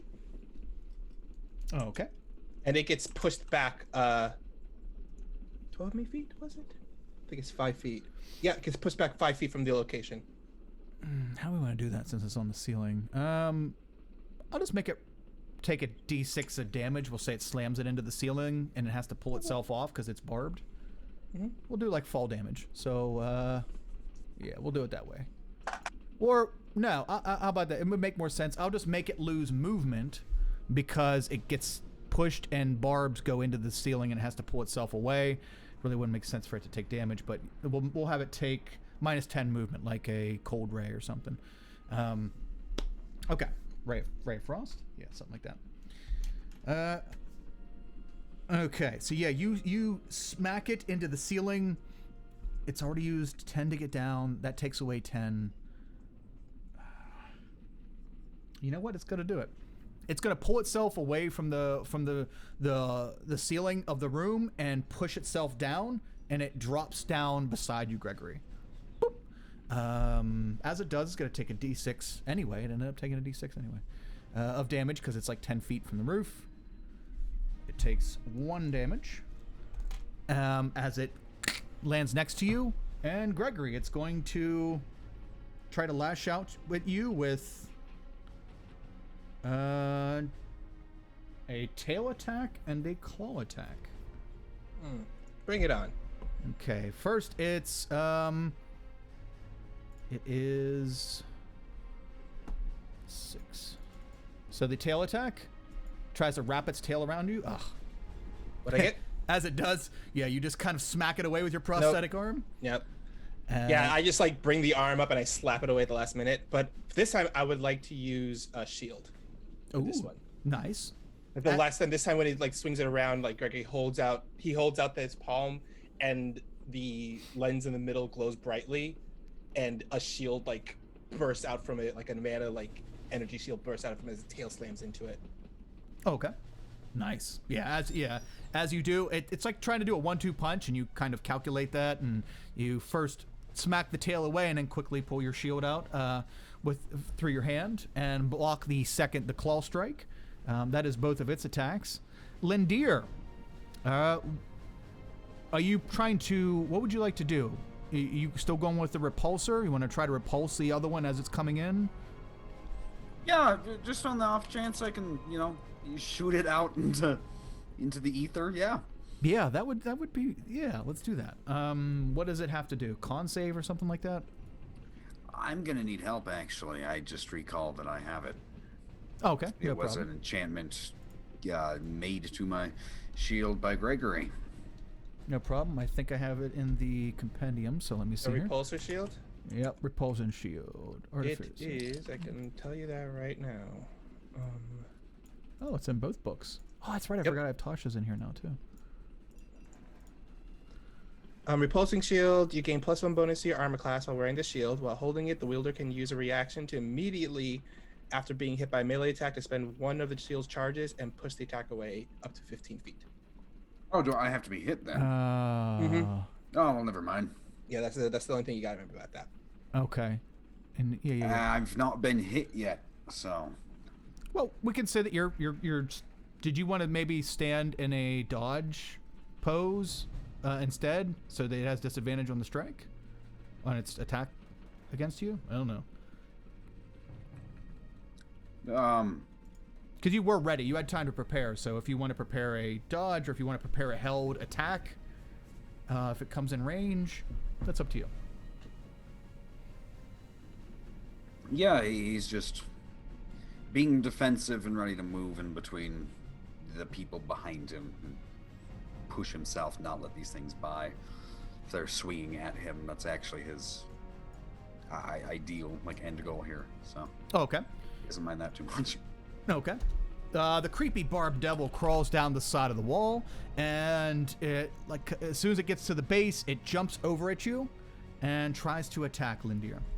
Seeing that the other one is dealing with Gregory, or at least going over and getting hit by Gregory, or getting hit and then going over to Gregory and not doing shit. This one lunges out and tries to attack you. First with a tail attack. Oh, what the fuck? 20. Does a 22 hit? Oh my gosh. What's the tail? 2, 6 plus 3. Creatures have never rolled below a 16 to hit me in this. It's yeah, they have this all plotted out. Only the ones that are good with armor go at you. 13 points of piercing damage as a very spiky long tail whips out and curls past your shield and stabs in towards your midsection, scraping across your armor and finding a little bit of purchase in between the plates. And yeah. He is definitely repulsed then. That's what I've been standing around waiting for. Yes, that's right. Yeah. So, crap, I just put that away. How did that work? Constitution saving throw. Oh, okay. Excellent. I don't know what its DC is, though. It should say on the thing. Can't believe I put that away. Do you still have it handy, Wally? Which for what? Repulsing shield. It's +1. It is +1 to your AC, and if they hit you, you can use an action to send them flying away by 15 feet. Yeah, we're looking for the DC. Oh, the DC is there is no DC. No, there is no DC. Yep. Yeah, nope. it just happens. You just use a charge for it. Okay. So you use one of your 4 charges. And it has 4 charges, yeah. And okay, so it goes. It hits you. Grinds its tail up against your armor, finding a little bit of tender tissue in there. And as it does, you trigger on your repulsion shield, and it goes in for a claw attack. And as it does, yeet! It flies backwards and into the wall. Is it 10 feet? If it's 10, yeah. If it's 10 feet, It's we'll give it 15 feet. Oh, 15. Okay, cool. So we'll find the wall before that, but it's still going to take a d6 of damage because it flew like 10 feet into the wall. Go ahead, Strider. You can roll damage on that it's going to take for flying across the room into the wall. Sure thing. 4. Okay, 4 points of damage. Okay. That is their turn. And you know what? Since I forgot to put her in the order, we'll put at 20. We'll put Francesca. Francesca is going to cast haste on you, Strider or Lindir. So you are now hasted, and here I'll put it in here, and I'll put it in the whatchamadoozit. Haste. Here we go. Show to players, show to everyone. There you go, Strider, or Lindir.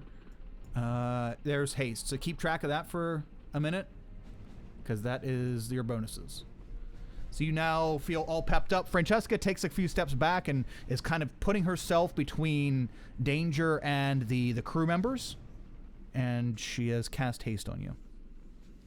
And that is her turn. Next up, we have the fiendish bastards down in the crew car. So, Mariah, the one that is right next to you, that you kind of caught off guard, being able to dodge all these, all the fancy shit it's throwing your way, except for the little misty stuff. It's going to try to it's got to right itself, use half of its movement to right itself, and it's going to take 2 scimitar attacks against you. Okay. It's going to attempt to, anyway. And that is at a +7.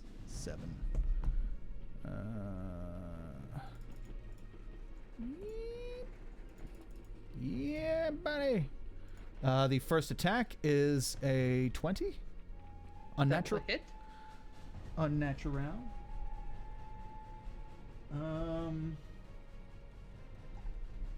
Okay, if the target is neither undead nor a construct. That's kind of dumb. Oh, DC 15 con save, please. Okay. This is weird. 17. Okay. As the creature reaches out and strikes you with its now normal-sized scimitar, that is... I'll roll damage here in a sec. You feel, as the scimitar strikes across your arm, you feel like this weird sensation, like in your body, almost like you're thirsty, but it only lasts for a second. It's like you get like dry mouth real quickly, and like you're drying out, It does horrible damage, 5 points of slashing damage, and this will be halved. You also take 1 point of necrotic damage, but since you passed, that's halved. Okay, And so you feel 6 weird for a points second. total, halved for 3. Correct? Oh, you're using uncanny dodge, something like that. No. You said it was halved. Oh, What's just halved? the necrotic damage, just the 3. So the 5 is regular, that's slashing damage, and then 1 necrotic damage. So 6 total. Okay. Yep. That's what I was trying to figure out. Okay. So 6 total. Okay. Got it. That's its first swing. Second swing, I'm sure is going to miss with a 9. Yes, that will miss. Okay, so it starts swinging at you. It's back up and running. It's back up and ready to fight. And unfortunately, the other one, passing its dex save earlier and dodging Usa's blast, is up there with you, and it's going to try to navigate through the rubble and over and fight you as well. First strike from that one is going to be another unnatural 20. Holy balls. Okay. The strike for that is, I need you to make another con save. Okay. Natural 20 for a total of 23. Woo, woo. Okay, good. Also, you still get this, like when these things hit you with the swords, you feel like dry. Thirsty. Yeah, very thirsty. Like you just ran a marathon. It's a natural state for me, so Yes. I'm always thirsty. So 5 points of slashing, and since you passed it, 4 points of necrotic. Okay. So 9 total. Yes, correct. And takes a second attack, all equally as sad as what happened with the other one. Tries to slice you. So they both come at you, and you're surrounded by these things. Scimitars are flailing. You're dodging half the strikes. The ones that are hitting are making you feel weird, but you're dealing with it. And let's see what happens beyond that. Lindir, you're up. There is one flung back against a wall and one landing near Gregory, correct? Correct. Yep. One's trying to attack Gregory. He's dodging and repelling all the attacks so far, but yeah. Haste does a couple things for me, but it gives me an extra attack per round, and I already have 2, so I can make 3 attacks. I'm gonna show this thing a pissed off, apathetic paladin. I'm gonna rush up to the one attacking Gregory, and I'm gonna make weapon attacks at it with my scimitars. Okay. Scimitar. Let's say that you can just pivot over without. Oh no, Aven's not in your range anyway. Never mind. Okay. Yeah. You run over the couple feet away from you to Gregory. 13, 9, and 12. Thanks, Roll20. Boy, where's the love? Lindir, I don't think Lindir's got much love this entire thing, except for when you were talking to people. That was about the only time that your rolls came out. Yeah, all 3. You go over to strike 3 times. This creature, this Barb Devil's already pissed off because Gregory's deflecting all its attacks, and thought it was really cool they could jump down next to him and it would be awesome looking, but apparently not. But it does see you coming out of the corner of its eye, and that its tail just whips up like a snake and ting ting ting ting ting, starts fending off your scimitar attacks that way. Yeah, Gregory, watch out. Why is your head so big? Can't say. You do have bonus action and movement. Yes, left. It didn't work last time, but that doesn't mean it's not going to work this time. I'll go ahead and cast one of the stranger spells I get as this kind of paladin. I get no, never mind. I don't have time for that. Animal friendship. Totally, yeah. Oh, okay, so he wants to pet them. yes. I want to be your friend. Dodge. Okay. You already used your extra action to attack. Do you mean you want a dodge action, or are you saying you Take have a dodge stance. Okay. Defensive ready. Does that take a whole action? Dodging does, yes. Unless you're a rogue. Or no, Okay. I'm sorry. Unless you're using key points as a monk. My bad. Wrong. Yeah. Okay. No, he'll just be up here with Gregory. Okay. Yeah, you come over swinging. Luckily, or unfortunately, it was ready for you. But Gregory, you do see Lindir has come over to help, and the creature does seem distracted now, focusing on him. All right, so this is very much distracted focus on me. So does that mean if I moved away, would it get attack of opportunity on me? It still would be able to, yes. Okay. Because you're in melee range. I'm still gonna like move back away from it though. Yeah. Okay. Do you want move? to take the attack or disengage? I'm gonna take the attack. Okay. Actually, no, I can disengage. Actually, yes, I'm gonna use my action to disengage. Okay. I'm gonna move, disengage, and move back as far away as I can from it. And as my bonus action, I aim my Eldritch Cannon at it and I fire. Okay. Yeah, you back away easily because it's Lindir has it very distracted. And that is a 18 to hit. 18 hits.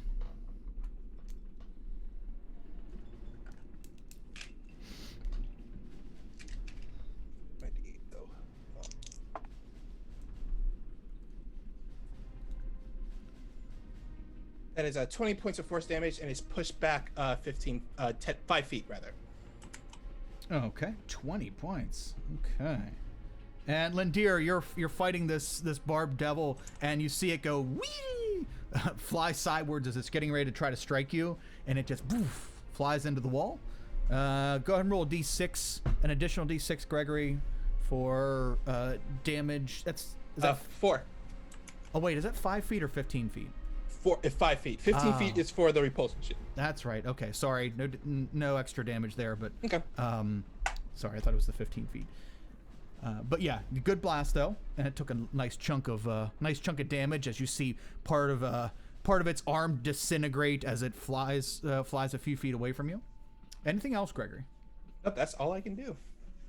Okay, Mariah, you're surrounded by adoring fans, and they have. I am.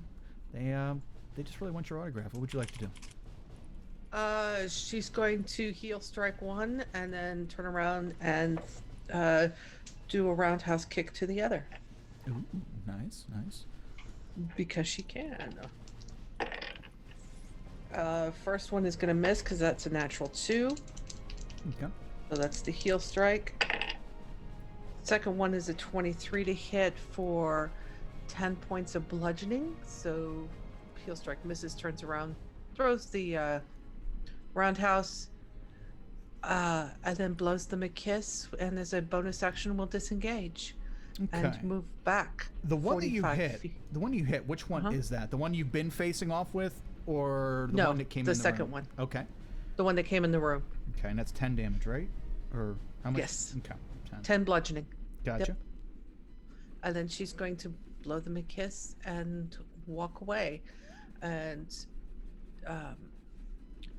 she's going to move about 35 feet away, kind of find herself a little perch or something, where she's because the car's still doing like this, right? Mm-hmm. Yep.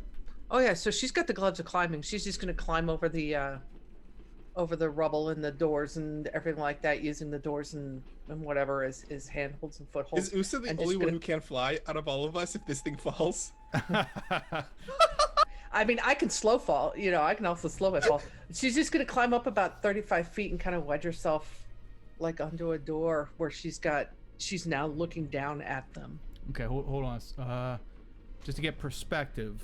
Okay, so you took your attacks, your cunning action, disengage. Right. 35 feet. 35 feet will get you the whole way. You can go pretty much any of these two cars at 35 feet with your climbing speed. Okay. Where would you like to go specifically? She wants to stay in the car, but she wants to make them come out to her. Okay, so you go out in the hallway, out of that room, and out in the hallway of the car. You look down, you see Usa standing on, trying to get his footing and standing on the wall, which is now the floor. Right. And Mariah's going in the opposite direction. She's going up. She's not going to leave the car, but she's going in the opposite direction from Usa. She wants these things out in the hallway so that they're kind of like trapped between them. Okay, sure. So you just head over towards the door. You can see the sky above you. Can't quite see into the other car because it's facing the opposite direction. Yeah. But But she's just gonna kind of balance in there, and wait for them to step on out of the carriage, or out of the little cabin that they're in. Does that make sense? Sure. Yeah, absolutely. Okay. Yeah. You get a vantage point. You can see them because there's no wall there because Gregory blew it away. And you're waiting for them. Okay. Let's see here. Excellent. Whose turn is it next? Oh boy. Okay. This is going to be something. The train cars continue to ascend into the air. Now reaching a height of roughly 60 feet.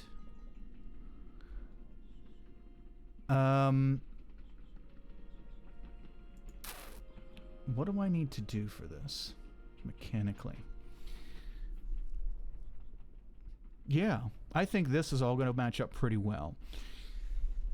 Mariah, Usa, the few seconds since this has happened, I mean, it was really only 6 seconds since you started ascending.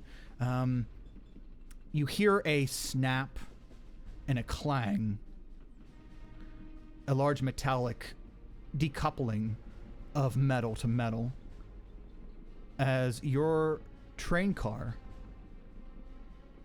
breaks free from the speakeasy car.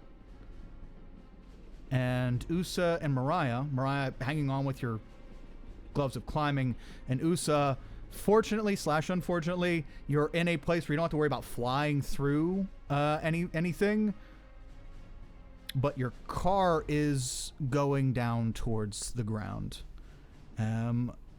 Gregory and Lindir, you feel the shift as your car, once this breaks free from your car, the end that was connected to the crew car like rockets up because it's like a teeter-totter. All that weight is cut loose and it just rocks up and then back down and settles. But you're still continuing to ascend, and you have a feeling that the other car's not with you, and you don't see Mariah or Usa. But what you do see is a familiar sight. An extremely large eyeball. And the side of what appears to be some kind of mutilated, weird, reptilian-like face. Peer down into the hole, almost taking up the entire hole above you in this car. And that's where we're going to end this week's game. Splitting the party. I thought I may have had a way out of that too. And I had something ready to go to help them too. Oh man. It was only designated to give you guys one turn to go one way or the other. Oh man, I had something ready to go to help out Usa also. Ooh. I was wondering if I was wondering what everybody was going to do with that one turn. Yeah. But it was just hanging on by the pieces that connect the cars, and that was it. Yeah, and I don't have mending like in right now prepared, so I couldn't do that. I couldn't fix that. Mending, and it takes a minute anyway to cast mending.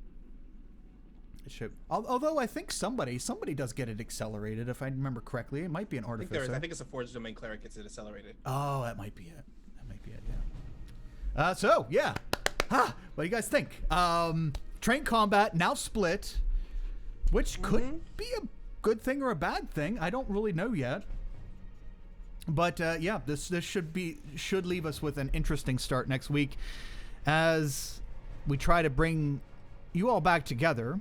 I do have a feeling that there's going to be a situation that's going to cause some flashbacks next week, as yeah, we are closing in on something, although it seems to be getting a little weird because now you have outside creepy, fiendish effers coming in and trying to mess with you, but who knows? This might work out to your advantage. We'll see you next week. Thank you so much for joining us, everyone.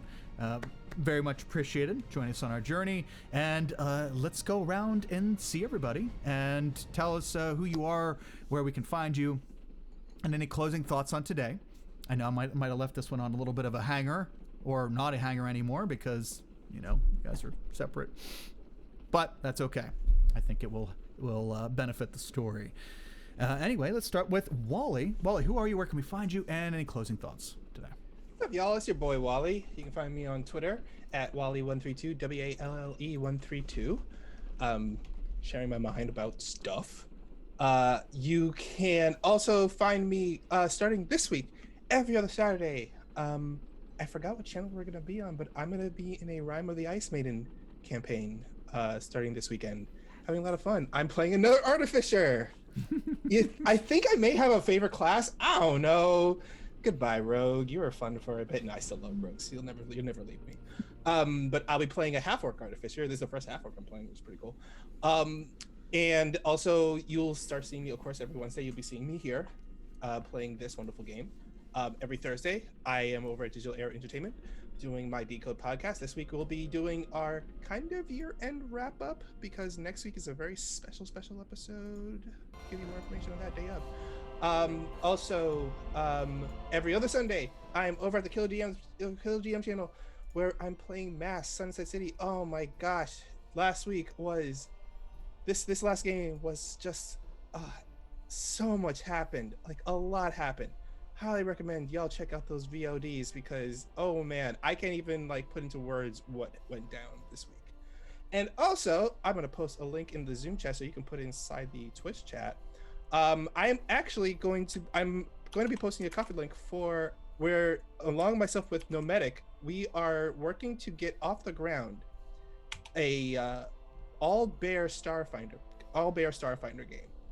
And I posted the Ko-fi in the if you guys donate to our coffee to buy some for it and help us reach our goal so we can get some production going for it. So yeah, we want to play an all bear party Starfinder game because you can play awakened bears with cybernetic limbs in Starfinder, and that's something we really want to do. EAR. Yes. Not that bear, but they will be bears. Bears. Yeah. Okay. But well, yes. I mean, they could. They're right. Yes. That's what we're trying to go for. If you got the money, hey, pitch in. It'll be really great. It'll be awesome if you can help us out. But yeah, that's all I got. Nice. Very nice. Okay, I got that link over there. Yeah, you can post links.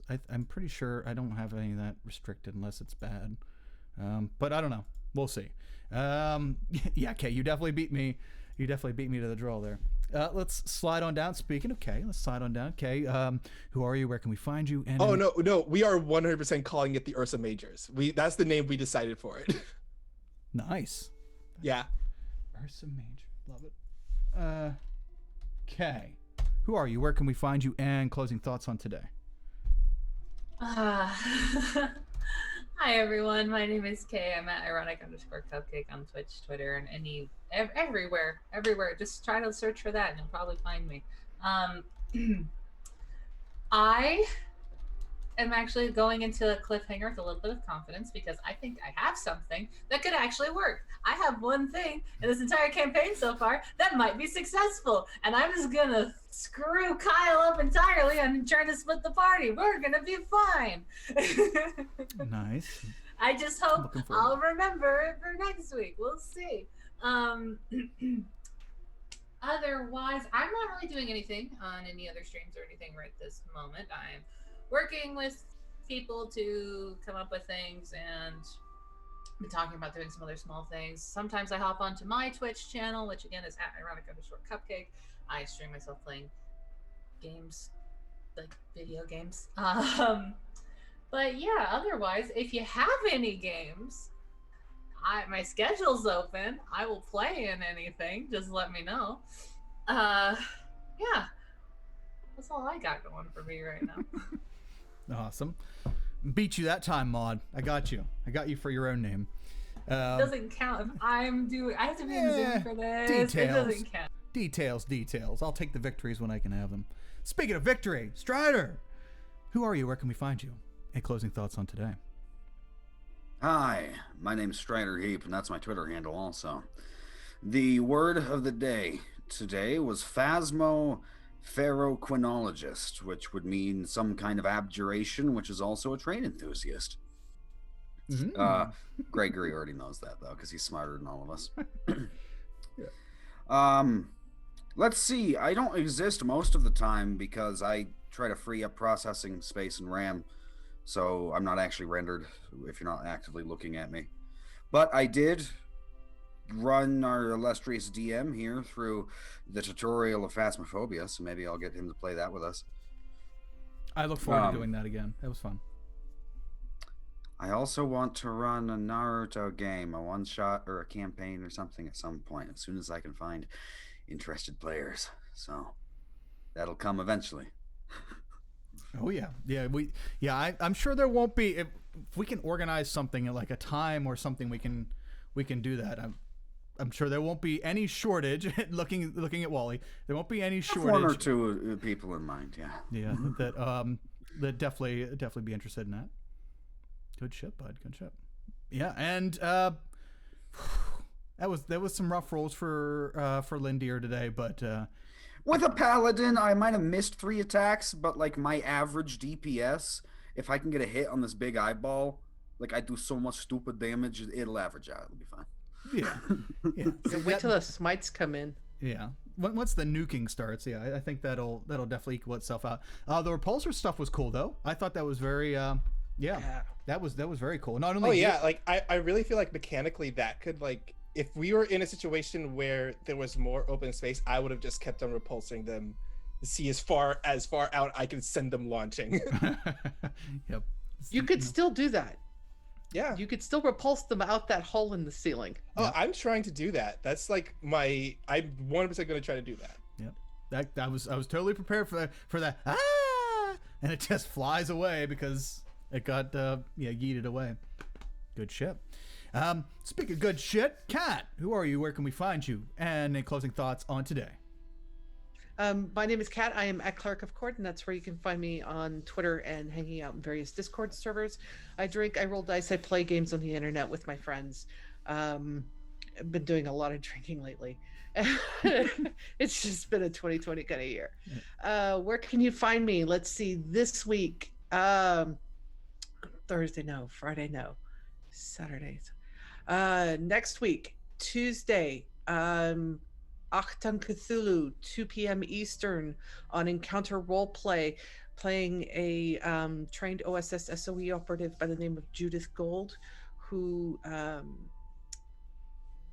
I've taken a lot of different bits of stories from about half a dozen different women who were OSS SOE operatives, and including a few who are like Judith, were Jewish women working behind the lines, setting up resistance groups and that type of thing.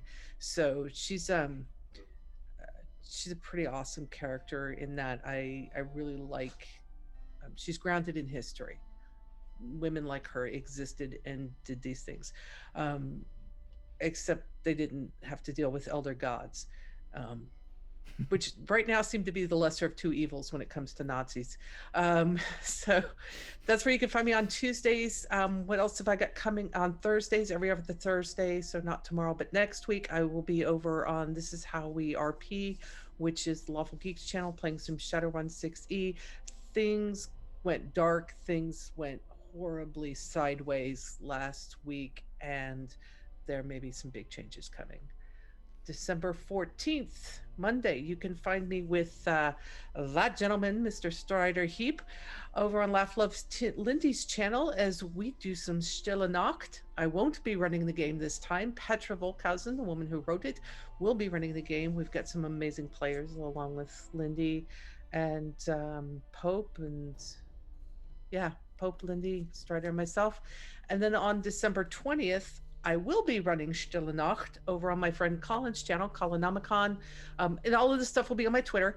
But for the first time, I will be running it with 5 people, including Donathan, Fry, and Prax and Gasmathoria, along with Pope, Colin, and Lydia Half-Assed Hermit.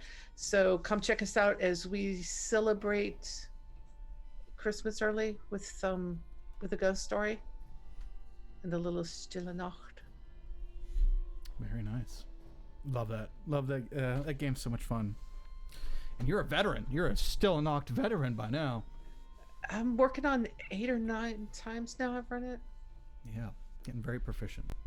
Like a poster child for that game. I mean, like. That's good. You get to play with the creator then. You guys. Oh, and that reminds me, go check out Petra's Twitter, P. Volkhausen. She is currently running a giveaway for the written version of the game, which I happen to have right here somewhere. Here it is. This. Ooh, it's a beautiful book. There's a lot of history in here because this game is based on a historical event. But go check out her Twitter. She's running a giveaway through midnight December 4th for this to get a copy of this. So, yes, go check that out. Go enter. Very nice. Yes, great system, great fun. Definitely keep us updated, Kat. Yeah. For me, I'm doing this on Wednesdays. That's it right now. I run a couple other games, not stream games. And yeah, right now I'm just trying to gauge the landscape. I don't want to make any commitments right now with my kids being home and homeschooled because there is no school or doing school online right now. That kind of, I want to make sure that I don't get in their way of that, and I'm here to help them adjust to this new landscape. So we'll see. Maybe hopefully the channel will pick back up here again soon, and hopefully I can get out there and hang with some other communities, and hopefully bring people back to our lovely community. And it should just all be good, and looking forward to anything that might come here, especially at the beginning of the year. I think once the holidays clear up and people's schedules get a little less strange, I guess you'd call it, maybe things will be easier for us. So anyway, thank you for joining us, everyone. Very much appreciate it. And until next Wednesday, unity is strength. So take care of each other, stay safe, and we'll see everyone again real soon. Bye, guys. Bye.